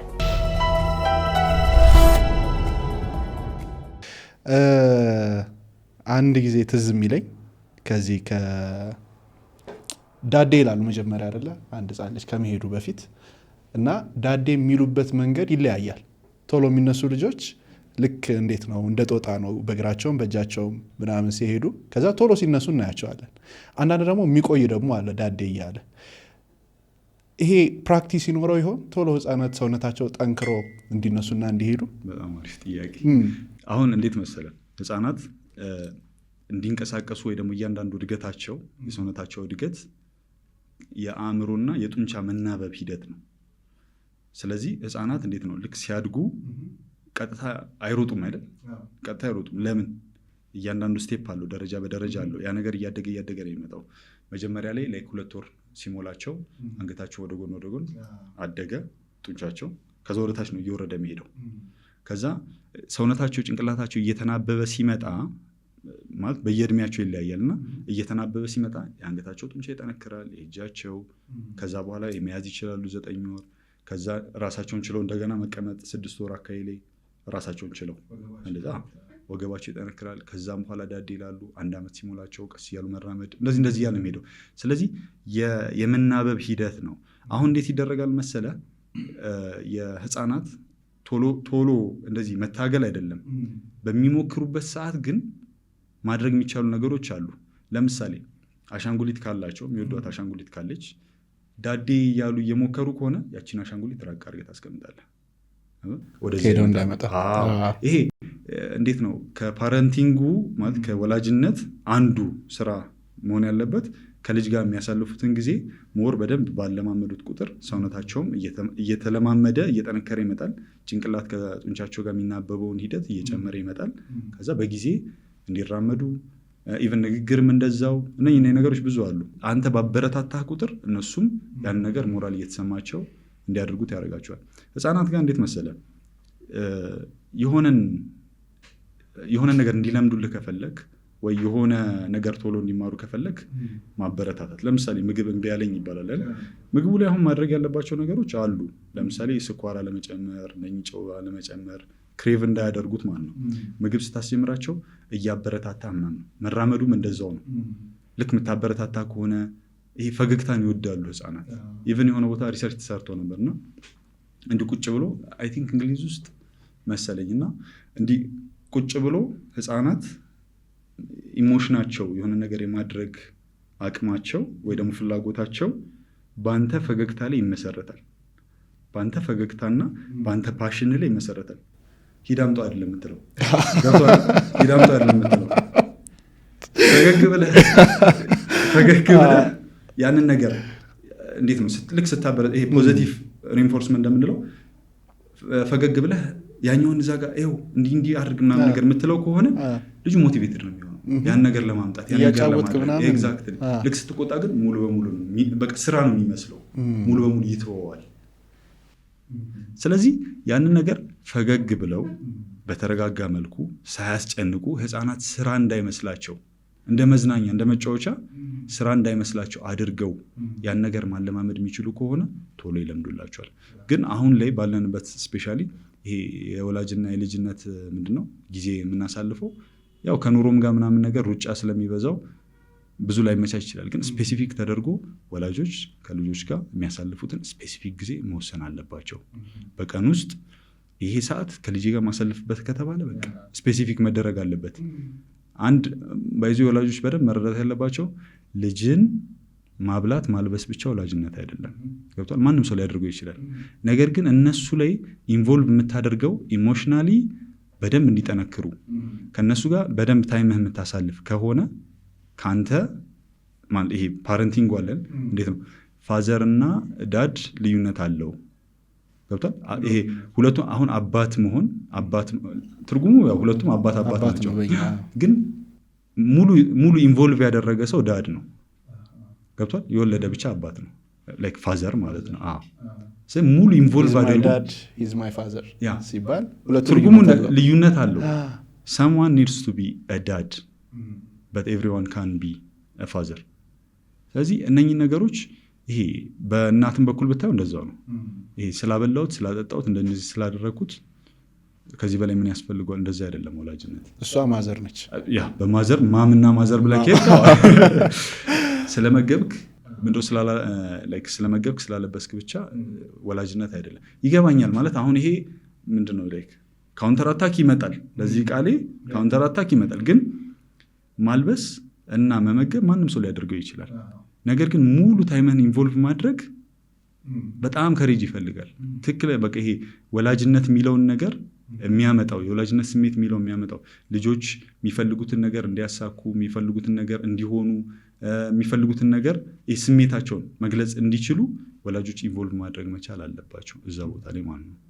ስለዚህ ይሄ ነገር ያው እንደ ወላጅነት መታሰብ መቻል አለበት። የልጄ ጊዜ ነው ከተባለ በቃ ምንም ጥያቄ የለውም። እነዚህ ነገሮች አንድ ላይ መያዝ መቻል አለባቸው። በጣም አሪፍ።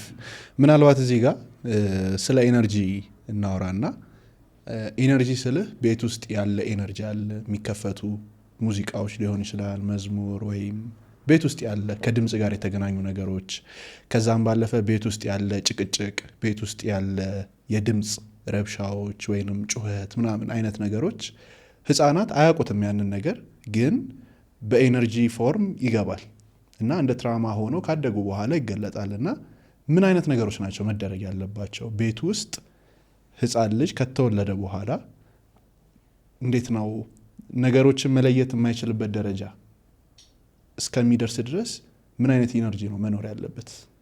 አሁን ኔጌቲቭ ኢነርጂ አሁን ለምሳሌ እንዴት መሰለ እንዴት ነው በሚጫወት ደስተኛ በሆነ ፋሚሊ ውስጥ የሚያድግ ልጅ ስሜቱን ኤክስፕረስ ለማድረግ ሰልፍ ኮንፊደንሱ የሚፈልገው ነገር ይሄ እንዴት ነው ያን ነገር ለማድረግ በቃ እችላለሁ ምናምን የሚሉት ስሜቶች የሚፈጠሩት ፖዚቲቭ ኢነርጂ ያለበት ፋሚሊ ውስጥ የሚኖሩ ከሆነ ነው። ነገር ግን ጭቅጭቅ የሚበዛበት ከሆነ እንደዚህ ላይክ የፊዚካል አታኮች ሚስት ባል ሚስትን ምናምን እየተመታቱ የሚሄዱበት ከሆነ የመጀመሪያ ለልጆች የመጀመሪያ መምህሮች ወላጆች ናቸውና ኦኬ ዲስ ኢዝ ኖርማል ብሎ ነው የሚረዳው። እያደገም ሲመጣ በኋላ አፌክት የሚያደርገው እንደዛ ነው። ዲስ ኢዝ ኖርማል እያለ ነው አንደርስታንድ እያደረገ የሚሄደው። ስለዚህ የሆነ ጉዳይ ካለ ያው ግጭት ይኖራል። እነሱ ነገሮች ራሱን የቻለ ሌላ ክፍል ውስጥ እነሱ ፊት አለመጮህ በተቻለ አቅም ማለት ነው። እነሱ ፊት ምንም አይነት የኔጌቲቭ ኢነርጂ ሊፈጥር የሚችል ነገር አለማሳየት። ሌላ ችግር ካለ ለብቻው ለይቶ ያው መፍታት ወይ መነጋገር።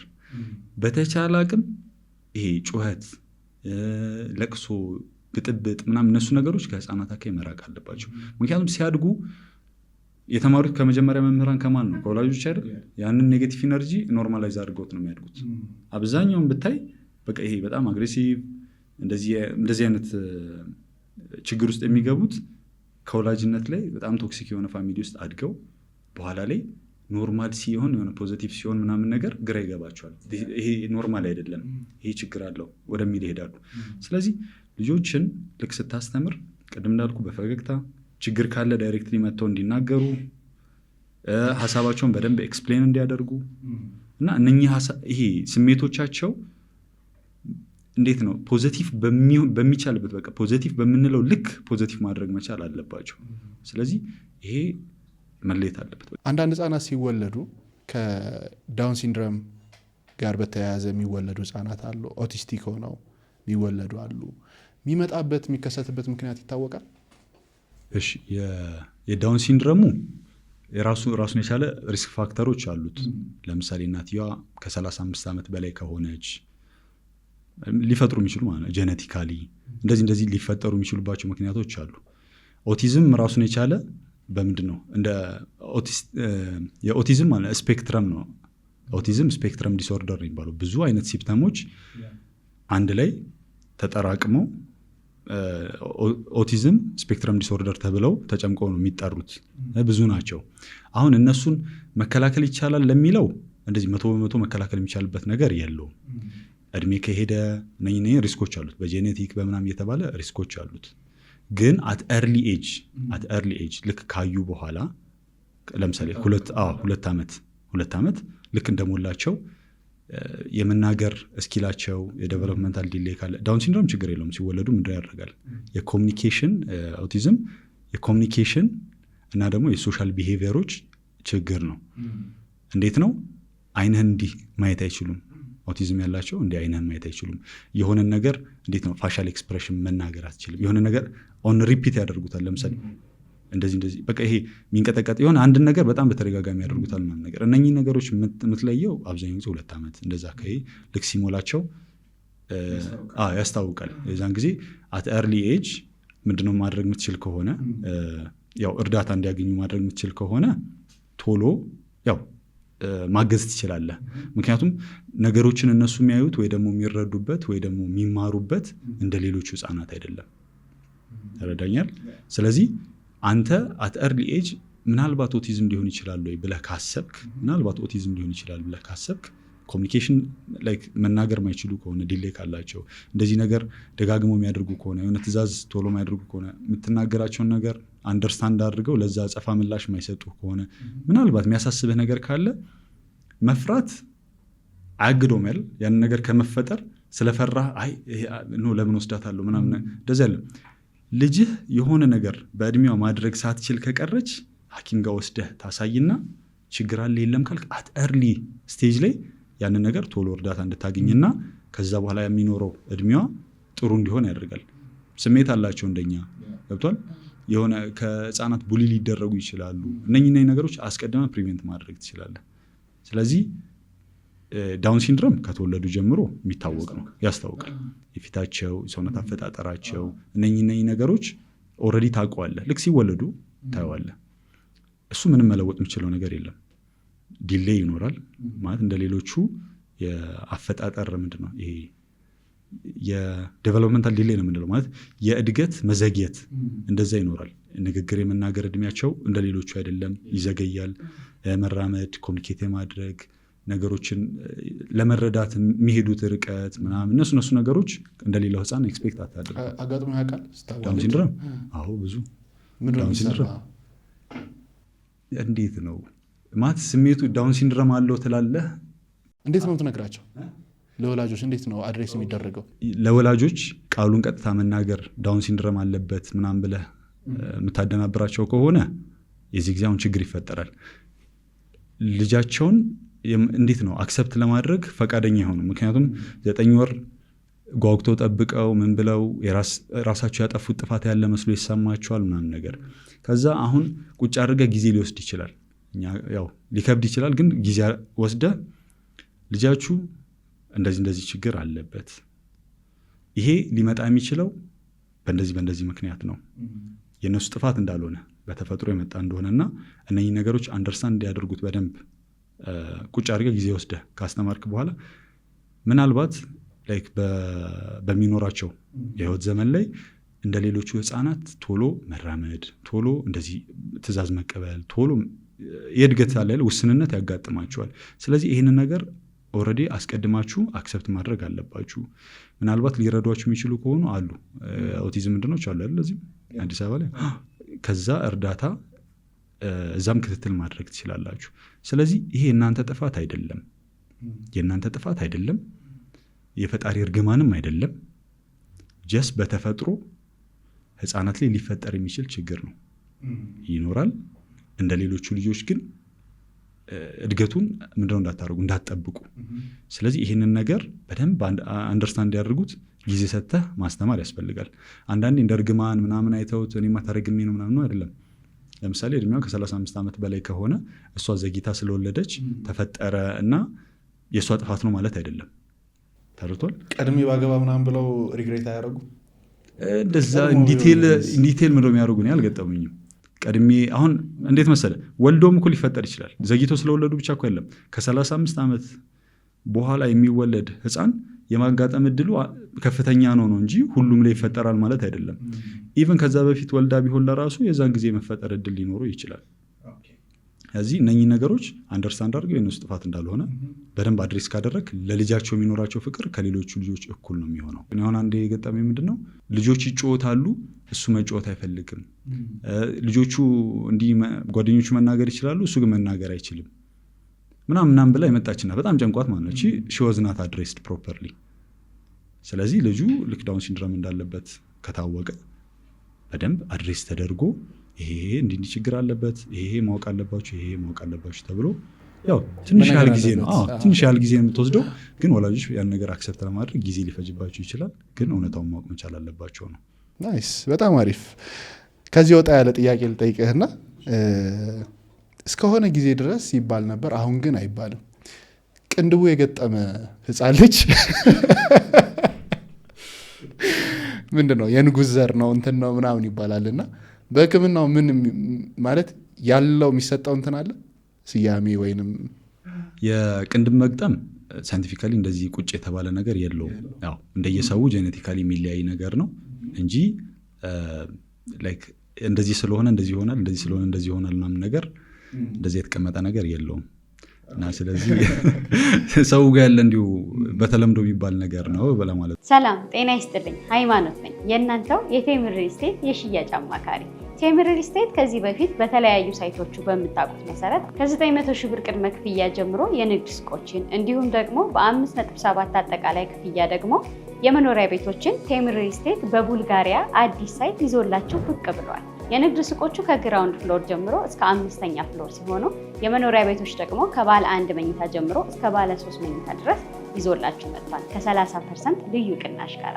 ለበለጠ መረጃ ደግሞ በ090551 8284 ላይ ይደውሉልኝ። ቴምር ፕሮፐርቲስ የህልሞ ማረፊያ። አሪፍ። አሁን ህፃናት እያደጉ ሲሄዱ 3 ዓመት 4 ዓመት ምናምን ሲሆናቸው አፍ መፍታት ይጀምራሉ፣ ጥያቄ መጠየቅ ይጀምራሉ እና የሚጠይቁት ጥያቄ አንዳንድ ጊዜ ለመመለስ ከባድ የሆኑ ጥያቄዎችን ይጠይቃሉ። በዚህ ጊዜ ላይ ወላጅ ከልጆቹ ጋር ምን አይነት ቅርበት ነው ሊኖረው የሚገባው? እንደገና ደግሞ በዛ ሰዓት የምንይዘው ነገር አይደለ ካደግን በኋላ እየተረጎምን የምንኖረው። ስለዚህ ከ3 ዓመት እስከ 4 እስከ 5 ዓመት ድረስ ያሉትን ነገሮች እንዴት አድርገው ነው ወላጆች ለልጆች እውቀትን ማስተላለፍ የሚችሉት? በምን አይነት መንገድ ነው ከነሱ ጋር ኮኔክት ማድረግ ያለባቸው? ህፃናት ምን አለ መሰለ ልክ አሁን እኛ አዲስ ሀገር ላይ ስንገባ ሁሉም ብርቅ ይሆንባል። ቻይና ብትሄድ እንዲማለ እንዲ ምናምን ትላለህ። ህፃናትም አሁን ልክ ከተወለዱ በኋላ ስለ ኢንቫይሮንመንታቸው ስለ ከባቢ ያለው ሁኔታ በጣም ኪሪየስ ሲሆኑ ጥያቄ ማብዛት ይጀምራሉ። ይሄ ለምንድን ነው? አሁን ለምሳሌ የኔ ማስታውሰው አይ ቲንክ እድሜ ትዝ አይለኝ፣ ግን ምን አልኩ ቁጭ ብዬ የጀበና እየተፈላ ነው ቤት ውስጥ እና ጀበናው ሲፈላ ጀበና ውስጥ ቡና ሲፈላ ይገነፍላል። ነገር ግን ውሃ ኖርማል ማንቆርቆሪያ ውስጥ አስቀምጦ አይገነፍልም። ለምንድን ነው ቡና በሲሪየስ ለምንድን ነው ፋሚሊን ሄድኩኝና ለምንድን ነው ምናምን ነገር ሞልጮ ነበር። አንተ እንደ ልጅ ደግ ምናምን ነገር ትባላለህ። አሁን እንዴት መሰለ ኪዩሪዮሲቲ ጋፕ የሚባል ነገር አለ። ስለ ኢንቫይሮንመንት ስለ ከባቢህ ለማወቅ የምትሄደው ርቀት አለ። ያንን ጥያቄ በቃ ቅድም እንዳሉ እንደ ክሬቪንግ አለ በቃ በጣም ውስጣቸውን ይከነክናቸውና ያኛው ጥያቄ ካልተመለሰላቸው ክሬቲቪቲ ምንድናቸውን እየገደለው ነው የሚሄደው። ጥያቄ መጠየቅ ሞራላቸውን ፍላጎታቸውን እየገደለው ነው የሚሄደው። እና አሁን ይጠይቃሉ ህፃናት። አሁን ፈጣሪ መቼ ነው የምናየው? ሁሌ እንዲድረስ የት ነው ያለው አይበላም ምናምን። አሁን እነኝን እንዴት ብለህ ኤክስፕሌን ታደርጋለህ? በጣም ይከብዳል። ግን ክሬቲቭ የሆኑ መንገዶች አሉት። አሁን ለዚህ ምንድነው ልስጥህ መፍትሄዎች። አንደኛው ህፃናት በሚረዱት ልክ ሲምፕል አድርገህ ማብራራት ከተቻለ ነው። ለምሳሌ ልጅ እንዴት ይወለዳል ተባለ። ሁላችንም ያደግነው ምን ተብለን ነው? በአፍ ነው።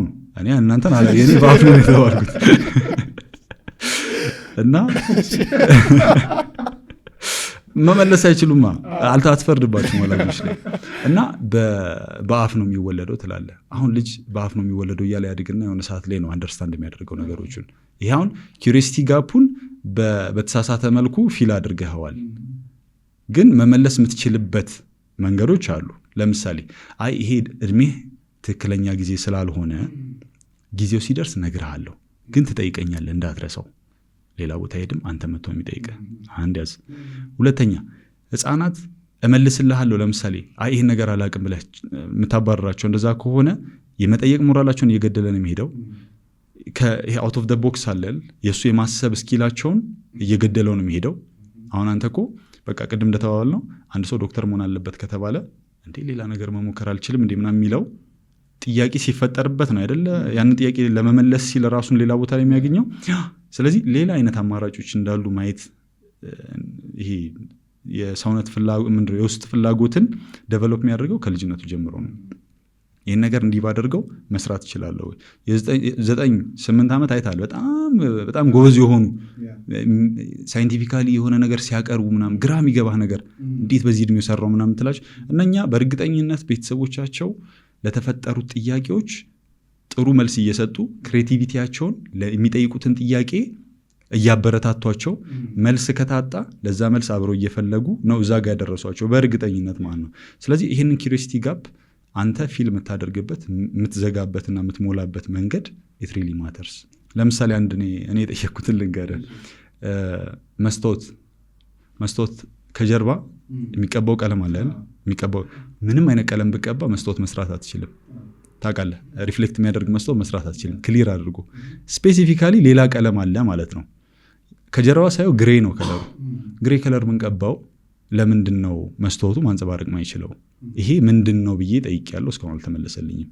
ግን አሁን ላይክ መመለስ የምችልበትን ምንድን ነው አውቀዋለሁ። ግን እስካሁን ድረስ አሁን ትዝ ስላለኝ ነው እንደዚህ የጠየኩበት ጊዜ አለ። አሁን እነኚህ ኪዩሪዮሲቲ ጋፖች እስቲ ቼክ አደርግና ምንድን ነው አደርጋለሁ ላይክ እመልስልሃለሁ ተብዬ በንጥልጥል የቀሩ አሉ። ማለት ፋሚሊ ሳይሞክሩ አይደለም፣ ፋሚሊ ሞክረው አናቆም ስለተባለ ነው። ገብቷል? ስለዚህ ኪዩሪዮሲቲ ጋፑ አልተዘጋም። ስቲል መጠየቅ ትችላለህ። አላጣጣሉብኝም እና ይሄ በኋላ ላይ አዲስ ነገር አዲስ እይታ እንዲኖርህ ፈቅደውልሃል። ግን እነሱ ለዛ መልስ አይደሉም። እነኛ ወላጆች ለዛ መልስ አይደሉም ነው። ስለዚህ ያንን ኪዩሪዮሲቲ ጋፕ ለልጆች በተቻለ አቅም በቃ ይሄ በእድሜያቸው ልክ አስተካክሎ መመለስ፣ ካልሆነ ደግሞ ያንን የምትፈልግበት ያንን ጥያቄ ልክ አብረህ እየፈለግኩ ነው ብለህ ተናግረህ የለ መልስ ካጣ እስቲና አብረን እንፈልግ ብለህ ወይ ሪሰርች ማድረግ ወይ መጠየቅ፣ ሰዎች ካሉ ልጆችን ጠያቂ ካላደረግክ ማለት ነው በቃ እንደዚህ ነው የሚሄዱት። ስለዚህ አዲስ አይዲያ ማሰብ አይችሉም። ስለዚህ ያ ኪዩሪዮሲቲ ጋፕ ፊል የሚደረግበት ከወላጅ መሆን መቻል አለበት። ከወላጅም ሲሆን አሁን ቅድም እንዳልኩ ከሌላ ሰው እንዳያገኙት ያን ነገር ከሌላ ሰው እንዳይማሩት አድርገህ መሆን መቻል አለበት። ለምሳሌ ባጃጅ ውስጥ ማስታወሰው አንድ ሰውዬ እያጨሰ አየ። የእሱ አባት አያጨስም፣ የልጁ ማለት ነው አባቱ አያጨስም። ከዛ ግራ ገባውና አባዬ ይሄ ሰውዬ ምንድነው እያደረገ ያለው አለ። ሲጋራ እያጨሰ ነው አለ። ለምንድነው የሚያጨሰው አለው። መመለስ አልቻለም። ገብቷል? አሁን መመለስ አልቻለም፣ ተውኩት አለ። ይህ ልጅ ለምሳሌ በዚሁ ኪዩሪዮሲቲ ጋፑ ከቀጠለ ሌላ እድሜው ለምሳሌ 10 እንደዚህ ከፍ ብሎ በራሱ ማለት ከቤተሰብ ውጭ የሚንቀሳቀስባቸው ሞመንቶች መፈጠር ሲጀምሩ ምንድነው ለምሳሌ የፋሚሊ ሜምበር ካለ ምንድነው እያደረክ ያለው ምናምን ነገር እያጨስኩ ነው። ለምንድን ነው የምታጭሰው? ደስ ስለሚል። ሹፍ ደስ ስለሚል።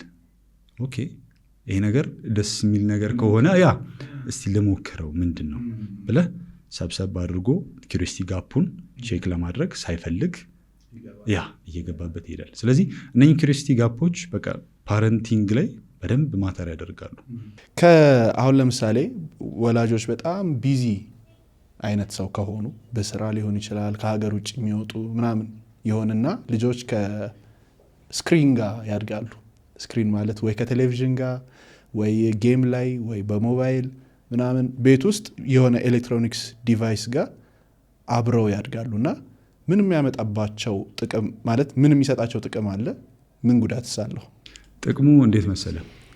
ሾርት ተርም ሶሉሽን የምንለው ለምሳሌ ወላጆች የራሳቸው ስራ የሚሰሩ ከሆነ ልጆች ሲነጫነጩ ሲበጠብጡ ሌላ ማስተካከልና ሌላ መስጠት የሚችሉት መፍትሄ እያለ ሾርት ከት ነው አሁን እየወሰዱ ያሉት። ያ ሾርት ከት ምንድን ነው? በቃ ልጄን ቶሎ ጸጥ የሚያደርግልኝ ከሆነ ለምን ስልክ አልሰጠውም፣ ለምን ታብሌት አልሰጠውም፣ እንደዚህ እየተባለ ይሰጣል። ጥቅሙ ጸጥ አለላቸው። ግን ሾርት ተርም ምንድን ነው ጥቅም ነው። ግን ምን አለ መሰለ ወላጆች ያለ ኢንተራክሽን የሚያድግ ልጅ ማለት በልጅና በወላጆች መሀል በሚመጣ መራራቅ የሚያድግ ልጅ አንደኛ ቶሎ አፍ አይፈታም። አሁን አንተ ለምሳሌ የሆነ ቋንቋን ስትማር እየሰማህ ነው እንደ ተማርኩ አይደለም አይደል? ራስ ትሬን እያደረግክ ነው። ኤግዛክትሊ ትሬን እያደረግክ ራስ እየተለማመድክ ምናምን ነገር ነው። ኖርማሊ መልመድ በነበረባቸው ጊዜ ላይ ህፃናት ይሄ ምንድን ነው እርሳስ፣ ይሄ ምንድን ነው እንደዚህ እየተባሉ የሚያድጉ ህፃናት ያንን ቃል ሳይወዱ በግድ ይናገራሉ። አንድ ያዝ ያንን ቃል አሁን የሆነ ፈለጉ ለምሳሌ እራበኝ ካሉ ምን ተሰማ? እራበኝ። ምን ፈለግ? ወተት ወተት ወተት የሚሉት ያችን ቃል አሁን እየደጋገሙ እየተለማመዷት ነው። ይሄ ምንድን ነው? ወተት። ይሄ ምንድን ነው? ወተት። አሁን እንደዚህ እያሉ ያድጉና በኋላ ላይ ራሳቸውን የሚፈልጉትን ነገር ኤክስፕሌን ለማድረግና አፋቸውን ለመፍታት ገብቷል ምንድነው ኦፖርቹኒቲውን ይፈጥርላቸዋል። ምን ከሆነ ወላጅ ከልጅ ጋር ያለ ኤሌክትሮኒክስ ማደግ የሚችል ከሆነ ልጅ ኤሌክትሮኒክስ የማይናገር የማይጋገረውን አካል ዝም ብሎ እያዳመጠው ነው፣ ግን ትሬን እያደረገ አይደለም። ራሱን የመናገር ስኪሉን እያሳደገ አይደለም። ሂውማንሊ ኢንተራክሽን አይኖረውም። ከዚህ ተጨማሪ ደግሞ ፋሻል ኤክስፕሬሽን አለ። ለምሳሌ እንዲህ ብለህ ብትል ምንድን ነው ሂድ፣ ውጣ፣ ተው ምናምን ነው። ይህን ነገር መረዳት አይችሉም። ፋሻል ኤክስፕሬሽናቸው የወላጆችን ወይ ደግሞ የሰውን ሰው አዝኖብኛል፣ ሰው ተቆጥቶኛል፣ ሰው እንዲህ ያንን ነገር አይችሉትም። ገብቷል? this is called virtual autism። ገብቷል? ቨርቹዋል ኦቲዝም ይባላል። ከዚህ ምንድነው ከኤሌክትሮኒክስ ዲቫይሶች ጋር ተያይዞ የሚመጣ ጭንቅላት ላይ የሚፈጠር ችግር ቨርቹዋል ኦቲዝም ይባላል። ስለዚህ ይህ አሁን በጊዜ መፍታት እየተቻለ ልክ ካደጉበት በኋላ እንደዛው በቃ መናገር አይችሉም፣ ራሳቸውን ኤክስፕረስ ማድረግ አይችሉም፣ ለመናገር የሚጠቀሙት ቃላት በቃ ኤክስፕሌን ማድረግ አይችሉም፣ ምናምን ነገር ይላሉ። እንደዚህ ይሆናል። አሁን ይሄ ቨርቹዋል ኦቲዝም አሁን ላይ በጣም ኮመን እየሆነ መጥቷል። አይታወቅም ግን በጣም ውስጥ ላይ ስር እየሰደደ እያለ የመጣ ችግር ነው። በጣም ተደጋጋሚ ልጅቷ አፍ እየፈታች አይደለም፣ ልጄ እንዲህ መናገር አትችልም፣ እንደዚህ ማድረግ አትችልም። ትምህርት ቤት መምህሯ ልጅሽ ገና እኮ አፍ አልፈታችም ተብያለው እንዲህ ምናምን ነገር የሚሉኝ ወላጆች አሉ፣ ኢንስታግራም ላይ ማለት ነው። አሁን እነኚህ ፕሮባብሊ የሚሆነው ከዚህ ከቨርቹዋል ኦቲዝም ጋር በተያያዘ ነው። ኤሌክትሮኒክስ እየተጠቀሙ ልጆቹ እንዴት ነው መማር በነበረባቸው ጊዜ ላይ ያን ነገር መማር ሳይችሉ ይቀሩና አፌክት እያደረጋቸው ይመጣል። የንግግር፣ የኮሚኒኬሽን፣ ሶሻል ኢንተራክሽን እነኚህ ነገሮች እየጎዳቸው ይመጣል። ስለዚህ ኤሌክትሮኒክስ ምንም እንኳን እየጠቀመ ያለ መስሎ ቢታይም ጥንቃቄ የሚፈልግ ነው። ስለዚህ there is screen time limit የሚባል ነገር አለ። ህፃናት ስክሪን ታይም የማያስፈልጋቸው ጊዜ ከ2 ዓመት በታች ላሉ እንዳጠቃላይ ምንም ኤሌክትሮኒክስ ባይጠቀሙ ይመከራል። ያው ከ2 ዓመት እስከ 8-10 እዛ አካባቢ ላይ በቀን ጤናማ የሚባለው ማለት ነው 1 ሰዓት ያህል ቢጠቀሙ ምንም ችግር የለውም። ከዛ በላይ ቲኔጀር ያሉት ደግሞ በቀን ከ2 ሰዓት በላይ ባይጠቀሙ ይመከራል። አሁን ይሄኛው እንደዚህ አጀስት ማድረግ ከተቻለ ልጆች ሌላ ስራ ሌላ ኖርማሊ እንቅስቃሴ እያደረጉ ከሰዎች ጋር ኢንተራክት እያደረጉ ኮሚኒኬት እያደረጉ ማሳለፍ የሚችሉት ጊዜ ላይ መቆየት እየቻሉ ከስልክ ጋር የሚጣበቁ ከሆነ ኮሚኒኬሽን ስኪላቸው የሞተ ይመጣል። ንግግር ስኪላቸው፣ ራሳቸውን ኤክስፕረስ የማድረግ ስኪላቸው የሞተ ይመጣል። ስለዚህ እነኛ አይነት ጉዳት አለ። አሁን ምንሰማቸው ሶሻል ሚዲያ ላይ የተለያዩ የህፃናት ጥቃቶች በጣም ብዙ ተበራክቶ እየሰማናቸው ነው። በተደጋጋሚ አንድ አይነት የሆነም ሊሆን ይችላል፣ በተለያየ አይነት መልኩም ሊሆን ይችላል። ከህፃናት ጥቃት ጋር በተያያዘ በጣም ብዙ አይነት ነገሮች ይመጣሉ እና ያ ነገር የሚከሰትባቸው ምክንያቶች አሉ። አንድም ህፃናት ራሳቸውን እንዴት አድርገው ፕሮቴክት ማድረግ እንዳለባቸው ስለማያውቁ፣ ሁለተኛ ነገር ደግሞ ፕሮቴክት ማድረግ ብቻ ሳይሆን ደግሞ የሆነ ነገር ከደረሰባቸው በኋላም ያ የደረሰባቸው ነገር እንዴት አድርገው መግለጽ እንዳለባቸው ማያውቁ። ስለዚህ ወላጆች ለልጆቻቸው ምን አይነት ነገሮችን ነው ማስተማር ያለባቸው? መቅጣቱ ምናምን እንዳለ ሆኖ ላይክ በሌላ አካል ጥቃት እንዳይደርስባቸው ልጆች ራሳቸውን እንዴት ነው ለማድረግና ፕሮቴክት ለማድረግ ራሳቸውን የሆነ አይነት ነገሮች ሊገቡ ሲሉ አውቀውት እንደዚህ አይነት ነገርማ ይደርስብኛል፣ ስለዚህ ወደዚህ መግባት የለብኝም ብለው ራሳቸውን መቆጣጠር እንዲችሉ ማድረግ የሚቻለው እንዴት ነው? ወላጆች ማሰልጠን አለባቸው አይደል? ልጆቻቸውን በምን አይነት መንገድ መሆን አለበት? አሁን ህፃናትን እንደዚህ እንደ አዋቂዎች ያለ የምትመክረው መቼስ አይደል? ቃላቶቹን አሁን መደፈር ምንድን ነው ምናምን ነገር ያው ቃሉ ይከብዳል ይገባኛል፣ ግን መደፈር ምንድን ነው ብለህ ለህፃናት ኤክስፕሌን አታደርግም። ግን the way you explain it ወደዛ መሄድ መቻል አለበት። አሁን እኛ ጋር ምን ችግር አለ መሰለህ? ነገሮችን ስናስተምር ይሄ እንደ ነውር እንደ ብልግና ምናምን እየተባለ ችላ እየተባለ ይሄድና ከዛ ልጆች ጥቃት ከደረሰባቸው በኋላ ኢቭን ኤክስፕሌን ለማድረግ ጥቃት ነው አይደለም የሚለውን ለራሱ ለመናገር ለራሱ የሚከብዳቸው ደረጃ ላይ ይደርሳሉ። አሁን ህፃናት ልክ ስታስተምር ይሄ ጥቃት መድረስ አለመድረሱ እሱ ሌላ ነገር ሆኖ ሳለ የህፃናትን በራሳቸው ቃል በራሳቸው ንግግር ለምሳሌ ምንድነው ስለ ሰውነት አካላቸው ምናምን ታስተምራለህ። ይሄ አይን ይባላል፣ ይሄ ጆሮ ይባላል ምናምን ነገር ታች አካባቢ እነኚህ የግል አካላት ላይ ሲደረስ ግን ዝም ነው የሚባለው፣ ይታለፋል። ምን ይላል አንዳንዶቹ እንደ ብልግና ምናምን ነገር ይቆጠራል። አንዳንድ በጣም ክሬቲቭ የሆኑ ቃላቶችን ተጠቅመህ መጠቀም ትችላለህ። የህፃናት ጥቃት እኛ እንደ ወላጅነት አስቀድመን ማስተማር የምንችለው ነገር ነው። አሁን ቃሉን መጠቀም አልፈልግም፣ ግን መደፈር የሚለው ቃል አሁን ይከብዳል አይደል? ለህፃናት መደፈር ምናምን ብለህ ማውራት አትችልም። ነገር ግን እንደ ጥንቃቄ አድርገህ ማስተማር የምትችላቸው የተለያዩ ቃላቶች አሉ። ለምሳሌ ስለ ሰውነት አካል የምታስተምርበት ጊዜ አለ አይደል? ይህ አይኔ ነው፣ አይኔን አመመኝ፣ አፍንጫዬን አመመኝ ምናምን ማለት የሚጀምሩበት ጊዜ ላይ የዛን ጊዜ ላይ ስለ ሰውነት አካላቸው ስታስተምር እነኛ የግል አካል የምንላቸውን የመራቢያ አካላቱን መቀመጫንም ጨምሮ እነሱንም አንድ ላይ አድሬስ ማድረግ አለብን፣ ማስተማር አለብን። እየታፈረ እንደ ብልግና ወር ደግሞ እንደ ነውር ምናምን የተደረገ መታለፍ የለበትም። ምክንያቱም ህፃናት አንደኛ ጥቃት ሲፈጠር አብዛኛው ጊዜ ከቅርብ ሰው ነው ከሚያውቃቸው ከቅርብ ሰው ነው አንደኛ። ሁለተኛ ነገር ጥቃት ቀጥታ ላይፈጸም ይችላል። ብዙ ሙከራ ይደረግና ከዛም በኋላ ኖርማላይዝ ካስመሰሉት በኋላ ነው ማኒፕሌት አድርገው ወደዚህ ጥቃት የሚያስገቧቸው። እንዴት መሰለ? በትንሽ ጠብታ የሆነን ነገር ማለት የሆነን ቶክሲሲቲን ፊድ የምታደርግ ከሆነ የሆነ ሰዓት ላይ ኖርማል ይሆናል። ያንን ቶክሲክ የሆነው አካል ሰውነትህ ይላመደውና ምንም እንዳልሆነ አድርጎ ነው አክሰፕት የሚያደርገው። በአንዴ ካጠቃህ ግን ያ ችግር አለ፣ ህመም ምናምን እየተባለ ወይ ደግሞ እገሌ እኮ እንደዚህ ያደረገ ምናምን ብሎ ይናገራሉ። ስለዚህ አሁን እንደዚህ ኢቭን ህፃናት የሚያክሉ ፍጥረታትን ለማጥቃት የሚሄድ ትክክለኛ አቅል ያለው ሰው አይደለም አይደል? ትክክለኛ አመለካከት ያለው ሰው አይደለም። እነኚህ ራሱን የቻለ ምንድነው አለው ክራይቴሪያ አለ። ግን እንዳጠቃ ፔዶፊሊያ እንለዋለን። ፔዶፋይልስ ይባላሉ እነኚህ የሚያጠቁ ሰዎች። የስነ ልቦና ችግር ነው። አሁን ይህን እንዴት ፕሮቴክት እናደርጋለን ነው። ቅድም እንዳልኩ የሰውነት አካላቸውን ልክ ስታስተምር የምትፈልገውን ቃል ተጠቀም።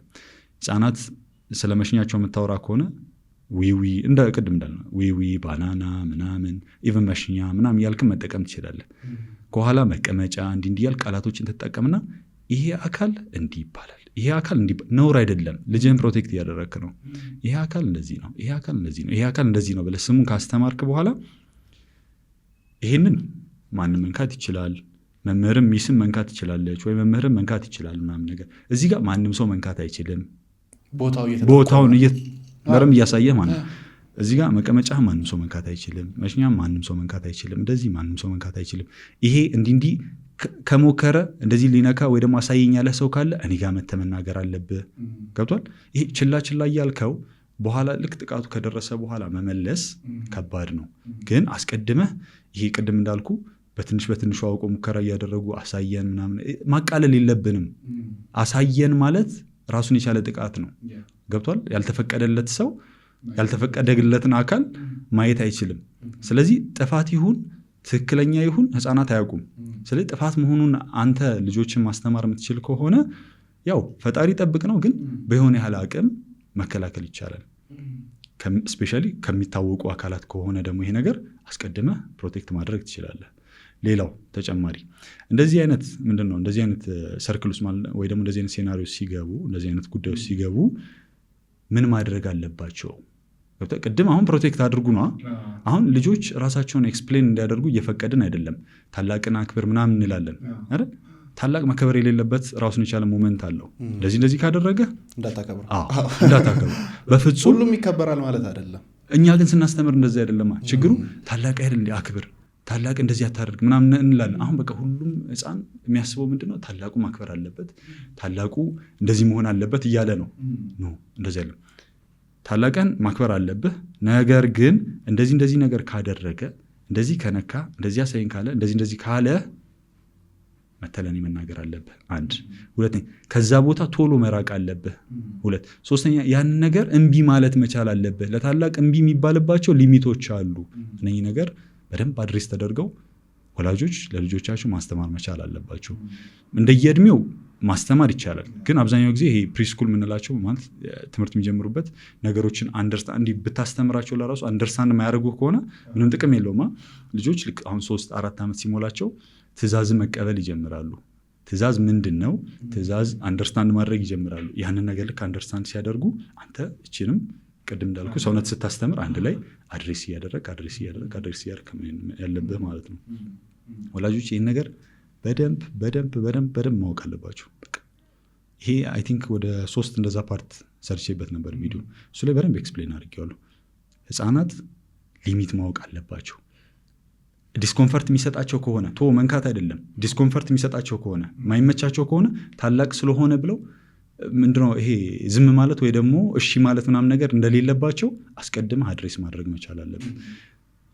ይሄኛው ደስ አላለኝም፣ እንደዚህ ጨንቆኛል፣ እንደዚህ በቃ ከዛ ቦታ መሮጥ አለብህ፣ መሸሽ አለብህ። እነኚህ ነገሮች ሌላ ማንም ሰው ስፔሻሊ ህፃናት ማኒፕሌት የሚደረጉትና የሚደለሉት ወይ ደግሞ የሚታለሉት በሚወዱት ነገር ነው አይደል?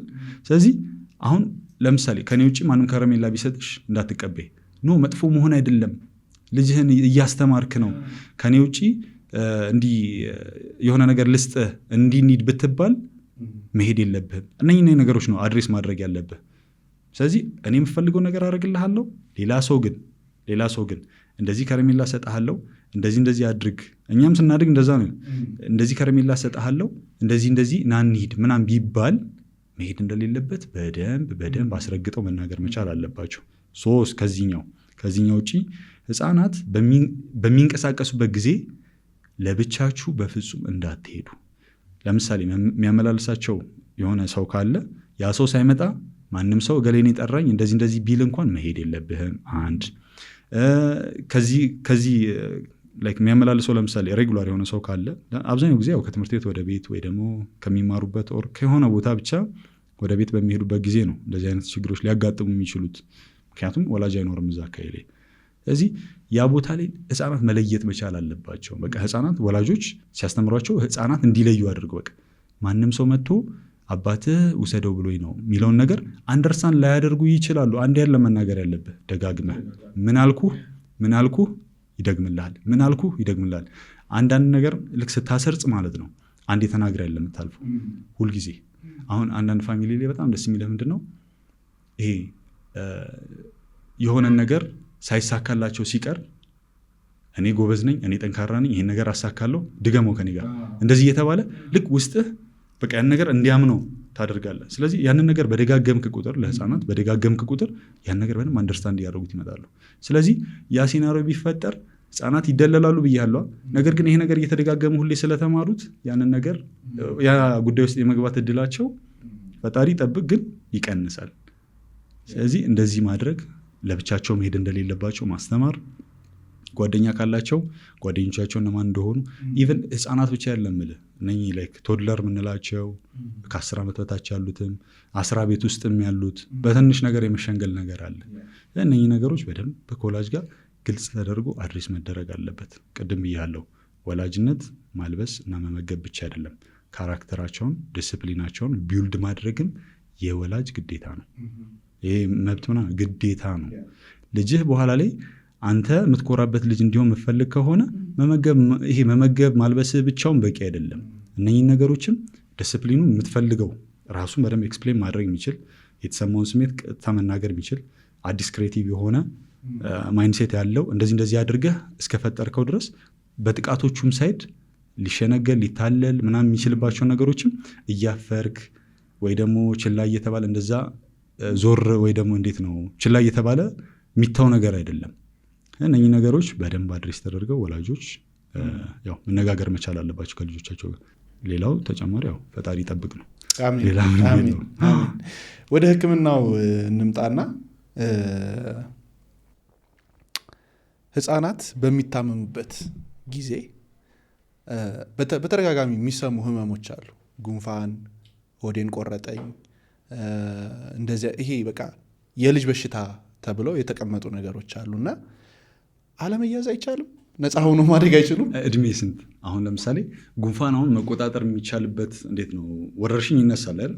አሁን የጉንፋን ወረርሽኝ ሲነሳ እኛ እንኳን አንችለውም፣ ትልቅ ሆነን ማለት ነው። ግን ራሳችን ፕሮቴክት የምናደርገው በምንድን ነው? ለምሳሌ ፌስ ማስክ መጠቀም፣ የእጅ ንጽህና መጠበቅ፣ ከሰዎች ጋር ያለ ንክኪ ምናምን። ህፃናት ጋር እንደዛ አትችልም። ህፃናት ጋር እንደዛ መነጠል አትችልም። ከሰው አግለህ ማስቀመጥ አትችልም። ያ ከባድ ነው። ነገር ግን ይሄ እንደ ሬጉላር ባህል አድርገን ማሳደግ የምንችላቸው ነገሮች አሉ። ስታስል አፈን ይዘህ ዝቅ ብለህ ወይ ዞር ብለህ አስል። የሆነ ነገር ከማድረግ በፊት እጅን ታጠብ፣ እጅን በሳሙና ታጠብ። ለምሳሌ ምግብ ስትመገብ እኛ አሁን ማንም ሰው ስለማይቆጣጠረን ስለማይከታተለን ዝም ብለን በውሃም ለቀቅ እንላለን። ግን አንዳንድ በጣም ጎበዝ የሆኑ ወላጆች አሉ። ሳሙና ቆርጠው በትንሽ ዕቃ ማለት ነው ቆርጠው ይሰጣሉ። እችን በቃ ልክ ምሳ ሰዓት ሲደርስ እችን ነገር አውጥተህ ሳሙና ባይኖር በዚህ ታጠብ። ቀላል ናት አይደል? ግን it will save your life። ስለዚህ ያንን ነገር እንደዚህ ማስተማር ማለማመድ፣ ይሄ ስራ እንዳይመስላቸው ሀቢት እንዲያደርጉት ያንን ነገር ጫና ማድረግ ይቻላል። ያው ጫና ካልነው እያስረገጥክ ማስተማር ይቻላል። ከዛ ያው የሕክምናውም ወጪ ጭንቀቱም እነሱ ትምህርት ቤትም ያው የሚጎዱትን ነገር እነሱ መከላከል ይቻላል። ብቻ መከላከል የሚቻሉበትን አካሄዶች በሳሉም ይሁን የሚያስል ሰው ካለ ከሱ ራቅ፣ የሚያስል ሰው ካለ ዞር ብሎ እንዲያስል፣ አፍል እንዳያስል። ስትጫወት እኮ የሚነካካቸው ነገሮች ከዛም ይጋባላል። ኤሮዞራል ነው እና በትንፋሽም ስለሚተላለፍ ያንን ነገር መከላከል የሚቻሉባቸውን መንገዶች ለልጆች ፌስ ማስክን ኤኒታይም ማድረግ አለብህ። መንገድ ነው በቃ በደንብ ማስተማር ከቻልክ ከዛ ነገር ፕሮቴክት ማድረግ ይቻላል። ፕሪቬንሽን ማተር ማለት ፕሪቬንት ማድረግህ በኋላ ላይ ከማሳከም በደንብ በትንሽ ወጪ ብዙ ማዳን ይቻላል። ናይስ፣ በጣም አሪፍ። እስኪ ወደ ጄሪ እንምጣና ሌክቸር እንዳይሆን እንዴት ወደ ኮንተንት ክሪኤሽን ገባ? የኮቪድ ጊዜ አብዛኛው ኮንተንት ክሬተርም በእርግጠኝነት በዚህ ምንድነው ላይ አልፏል። ካሜራ ፊት ቆመ የራስህን ድምፅ እንደመስማት በጣም ያስፈራ የለም። 2 ወር አካባቢ በቃ ኮንተንት የሚባለውን ነገር ለማጥናት ማለት የኮቪድ ጊዜ ላይ ነው። እንዲሁ ቁጭ ብዬ ጊዜውን ከማሳልፍ ለምን አትሊስት ኮንተንት ክሬሽን የሚባለውን ነገር አዲስ አይዲያ ነው፣ ለምን ይህን ነገር አልማረውም ብዬ ዩቲዩብ ቱቶሪያሎች ማየት ጀመርኩ። እና እዛ ጋር ትልቅ ነገር የተማርኩት ማለት ነው ስትጀምር ጀምረው እንጂ ስትጀምር ሁሉም ነገር የተስተካከለ የሆነ እየሰራ መሰረት እያያዘ ይሄድላል። እና አሁን ለእኔ በቃ ትልቅ ችግር ሲሆንብኝ የነበረው ምንድነው በቢገር ፒክቸር ብቻ ነው ማየው። ትንሿን ፒስ ባይ ፒስ ያለም ሳይ ነበር። እቺ ነገር በሞክራት ዛሬ ነገ ላይ ኢምፕሩቭ ላደርጋት ይችላል እንደዛ ነው።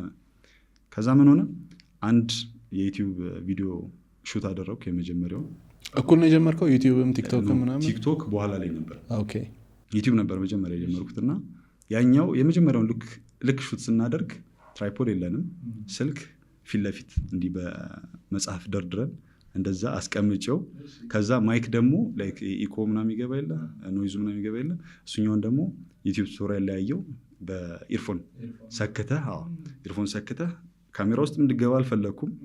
አት ሴም ታይም ደግሞ እንድትርቅም አልፈለኩም። ከዛ እንዲህ ቲሸርት ላይ ምናምን ነገር ይሄ ፀጉር ማስያዣ አለቻል በእሷ ስፒል እንዲለጥፌው ነበር ሹት ያደረጉት። ከዛ ኦልሞስት ወደ ስንት ሰዓት ነው? ወደ 2 ሰዓት የ8 ደቂቃ ቪዲዮ ነው ምልክ ወደ 2 ሰዓት ምናምን የፈጀው ቶኑን ምናምን በቃ ይሄ በጣም ፐርፌክሽኒስት ለመሆን ስሞክር ማለት ነው። ግን እዛ ጋር ትልቅ ጥፋት ያጠፋሁት ምንድነው ሹት አድርግ ከዛም በኋላ ታየዋለህ ፖስት ይደረግ ዲሲፕሊኑን ትማራለህ ፖስት የማድረግን ዲሲፕሊን ከዛም በኋላ ምን ማስተካከል አለብኝ እንደዛ አላሰብኩትም ነበር። ከዛ ብዙ እንዴት ነው በጣም አታገለኝ። ከዛ ሳየው ስንት ነው ወደ 10 መጀመሪያ ጊዜ ፖስት ሲደረግ ቪው የነበረው ማለት ነው 10 ሰው ነው ያየው። 10 ሰው ነው ያየው። እሱም ቤተሰብ ጓደኛ ሼር አላደረኩም እሺ ሼር አላደረኩም ለማንም ሰው አላሳየውም ነበር። ከዛ ወደ ስንት ነው ወደ በሳምንት ነው ወደ 50 ምናምን ገባ። ላይቭ ቪው አለ አይደል ላይቭ ቪው እሷኛውን እንከፍትና እናያለን። ልክ አንድ ብልጭ ስትል ሰማዩ አቤት ደስታው ከዛ እንደዛ እያልን ይሄ የኮንተንቱን በቃ መግባት አለብኝ ስሰራ ስል ከዛ ቲክቶክ ላይ ልክ ስመጣ ምንድነው ያደርግም ይሄ ብዙም ኢነርጂ ዌስት አታደርግም። ስልክን ብድግ አድርገህ የምትቀርጸው ምናምን ነገር እዛው ራሱ አፑ ላይ ነው ኤዲት የምታደርገው። እሱኛውን የሆነ ጀመርኩኝ በሜዲካል ፋክቶች ምናምን ነገር። የመጀመሪያው አይ ቲንክ 200 or 300 ምናምን መሰለኝ የታየው። ከዛ ሁለተኛውም በቃ ይሄ ዝም ብለህ በየቀኑ እስቲ ፖስት ላድርግ አይነት እንደ ሙከራ እንደዛ ነገር አደረግኩና ከዛ አንዱ ተተኮሰ በጣም ሄደ 30 ምናምን ሺህ ታየ ማለት ነው። የዛኔ ደግሞ ብርቅ ነው 30 ምናምን እንደዛው እንዴ በጣም አይታወቅም። ከ30 ምናምን ሺህ ልክ ሳይ እንዴ ይሄ ነገር በቃ ኢቭን ለጓደኞቼ ምናምን ደውዬ ነበር የነገርኳቸው አንተ 30 ሺህ እኮ ታየ ምናምን ነገር አልኩት። አይ ነገር በቃ ወጥረ መያዝ አለብን ምናምን ተባባልን። ከዛ ገባንበት። ልክ ስንገባ በቃ የሜዲካል ፋክት እንዲህ ያደረኩ ነበር ስገባ የነበረው። አሁን እያየን ነው ሶሻል ሚዲያ ላይ ብዙ የሕክምና ባለሙያዎች ዶክተሮች አንተርፕረነር ላይ ያሉ ሰዎች ሙያ ያላቸው ሰዎች እየመጡ ነው እየታዩ ነው እያስተማሩ ነው እየሄዱ ነው። ነገር ግን አንጋፋ የሆኑት ስለ ማውራት እያለባቸው ማስተማር እያለባቸው አቅሙ እያላቸው ከኩራትም ሊሆን ይችላል አይቆይ ትንሽ ምናምን ብሎ ራስን ከመገደብም ሊሆን ይችላል። አንዳንድ ጊዜ ደግሞ ሶሻል ሚዲያውን እንዴት መጠቀም እንዳለባቸውም ሳያውቁ ቀርተውም ሊሆን ይችላል። ትልልቅ የምንላቸው የሕክምና ባለሙያዎች ዶክተሮች ሶሻል ሚዲያ ላይ ወጥተው አያስተምሩም። ሶሻል ሚዲያ ላይ ወጥተው ሲናገሩ አይታይም። ብዙ ጊዜ በውጭው ዓለም ላይ በስፋት ይሄ ነገር ይታያል አለ። ኢን ሚሊየንስ ፎሎወር አላቸው። በደንብ አድርገው ነው ያላቸውን እውቀት የሚያስተላልፉት። የተለያዩ ዩኒቨርሲቲዎች ላይ እየሄዱ ያስተምራሉ። ያላቸውን ነገር ብቻ ሰው ጋር ለማድረስ ይሰራሉ። እኛ ሀገር ላይ ግን ያ ነገር አይታይም። ይህን ያህል አሁን ትንሽ አለ። እንዴት መግባት ይችላሉ? አብዛኞቹ ያው በሐኪሙ ደረጃ ካየ ኮንተንት ክሪኤሽን ራሱን የቻለ ምንድነው ጥበብ ነው፣ አርት ነው፣ ሙያ ነው። ሕክምናም ራሱን የቻለ ሙያ ነው፣ አርት ነው። አሁን ሶሻል ሚዲያ ላይ ለብ ብለህ ከሆነ እንዴት ነው በቃ ማስተማር አለብኝ ብሎ ዴዲኬትድ ሆኖ ሊሰራ የሚችል ማንኛውም ባለሙያ የጤና ባለሙያ ኮንተንት ክሪኤሽን እቺ አርቷ አለች አይደል? ኤዲት ማድረግ the way you explain it እነሱ ነገሮች በደንብ አንደርስታንድ ማድረግ መቻል አለባቸው። ያንን ማድረግ ቀላል ነው። አላማው ህዝቡን ማህበረሰቡን ማስተማር እስከሆነ ድረስ ያንን ነገር በደንብ አንደርስታንድ ማድረግ ቀላል ነው። ብዙ ጊዜ አይወስድም። ምክንያቱም አሁን ብዙ ክሬተሮች አሉ፣ ከነሱ መጠየቅ ነው። ያኔ የኮቪዱ ጊዜ እንዳልኩ ሁለት ወር ቁጭ ብዬ ነበር ኮንተንት ምናምን ሳይ ነበረው። አሁን ኮንተንት ክሬት አንዴ ካደረግክ በኋላ የትኛው በደንብ ይታያል፣ እንዴት ኤክስፕሌን ማድረግ አለብኝ፣ ሰው እንዴት አድሬስ ያደርጋል፣ እነኚህ ነገሮች በደንብ አንደርስታንድ ስታደርግ ስክሪፕቲንጉን እና ደግሞ የህክምናውን አይዲያውን በምትፈልገው መልኩ መጭመቅ ትችላለህ። ለምሳሌ ወደ እኔ ከመጣ አይ ላቭ ሜዲሲን፣ አይ ላቭ ቪዲዮ ኤዲቲንግ ኤክስፕሌን ማድረግ የምችልበትን መንገድ አንድ ላይ ባቀናጀው ሁለቱን አንድ ላይ ባጣምር የሆነ ሰው እየተዝናና መማር የሚችልበትን ምድረው ማወቅ ይቻላል፣ ማግኘት ይቻላል። እኛ እንደ ሐኪም እውቀቱ አለን፣ ግን the way we explain it ማህበረሰቡን ያስፈራራል እንጂ አያስተምርም። ያንን ነገር በደንብ ለይተን ማወቅ አለብን። ታካሚ ስታቀርበው ይሄ ችግር አለብህ፣ ይሄ ነው፣ ስለዚህ ይሄን መድኃኒት ውሰድ። ግን ወደ ኮንተንት ስመጣ እንደዚህ አይደለም። እንደ ሌክቸር መሆን የለበትም። ሰው የሚፈልጋት አይዲያ አለች፣ ያቺን አይዲያ ትይዝና በደንብ በበሰለ መልኩ በደንብ አንደርስታንድ እንዲያደርጉት አድርገህ ነው ሹት የምታደርገው። ሌላው የኮንተንቱ እንደዚህ ስለነ ቢሮል ሌሎች መጠቀም ያሉ በኤዲቲንግ ኢፌክት ምናምን እነሱ አይደሉም። ግን the way you explain it ይሄ እንዴት ነው ቀለል ባለ መልኩ ሰው አንደርስታንድ ሊያደርገው ይችላል ብለህ በምታስበው አማርኛ በቃ የሚፈልጋትን አንድ ፖይንት ብቻ ማስቀመጥ። ዩቲዩብ ራሱን የቻለ ነው፣ እሱ ሌላ ነው። ግን ለምሳሌ ቲክቶክ ቀላል ናት። it will take them like 10-15 ደቂቃ በቀላሉ መግባት ይችላሉ። ይህን ምልህ ለምንድን ነው? ብዙ ሐኪሞች አሉ እኔንም ያስተማሩኝ ሌሎችንም ያስተማሩ በጣም ማከብራቸው በጣም የምንወዳቸው ይሄ እውቀታቸው እንደዚህ ዝቀህ ማትጨርሱ ብዙ ዶክተሮች አሉ። እነኛ ሐኪሞች ወደ ሶሻል ሚዲያ መምጣት የማይፈልጉት ምናልባት ምቾት ላይ ሰጣቸው ይችላል። ምክንያቱም ቲክቶክ ብዙውን ጊዜ አስዩም የሚደረገው ምንድን ነው ይሄ እንዴት ነው የመዝናኛ ወይ የልጆች ወር እንደዛ ለትልቆች ማይሆን ነው አይደለም። ቲክቶክ ራሱን የቻለ ፓርት አለው፣ ኢንተርቴንመንት ፓርት አለው፣ ኤዱኬሽናል ፓርት አለው። ስለዚህ አልጎሪዝሙ ኤዱኬሽናል ፓርት የሚያይ ሰው ከሆነ ያንን ፊድ የሚያደርግ ከሆነ እነኛ ታርጌት ኦዲየንስን ማግኘት ይችላለን። የስ እጅግ በጣም አድርጌ ነው ማመሰግነው። የእውነት የሚገርም ቆይታ ነበረን። በጣም ብዙ ነገር ነው የተማርነው። ተመልካቾችም እንግዲህ ከዛሬው ፖድካስት የተማራችሁትን ሶስት ነገር እባካችሁ እዚህ ኮመንት ሴክሽን ላይ ጻፉልን። ከዛ ደግሞ ባለፈ ዶክተር ጄዲን ማግኘት የምትፈልጉ ጥያቄ ካላችሁ ምናምን ደግሞ ዲስክሪፕሽን ላይ የዶክተር ጄዲን ዶክተር ጁኒየር የዶክተር ጄዲን አድራሻ እዛ ላይ እናስቀምጥላችኋለን። በጣም ነው የማመሰግነው። ቴንኪው በጣም የስ የዛሬው ፖድካስታችን ይህንን ይመስል ነበረ። ከዚህ ፖድካስት በርካታ ቁም ነገሮች እንዳገኛችሁ ሙሉ እምነት አለኝ። ታዲያ በዚህ ፖድካስት ላይ ምን አገኛችሁ? ምን ተማራችሁ? ምን ተጠቀማችሁ? ኮመንት ላይ ጻፉልን። እናመሰግናለን።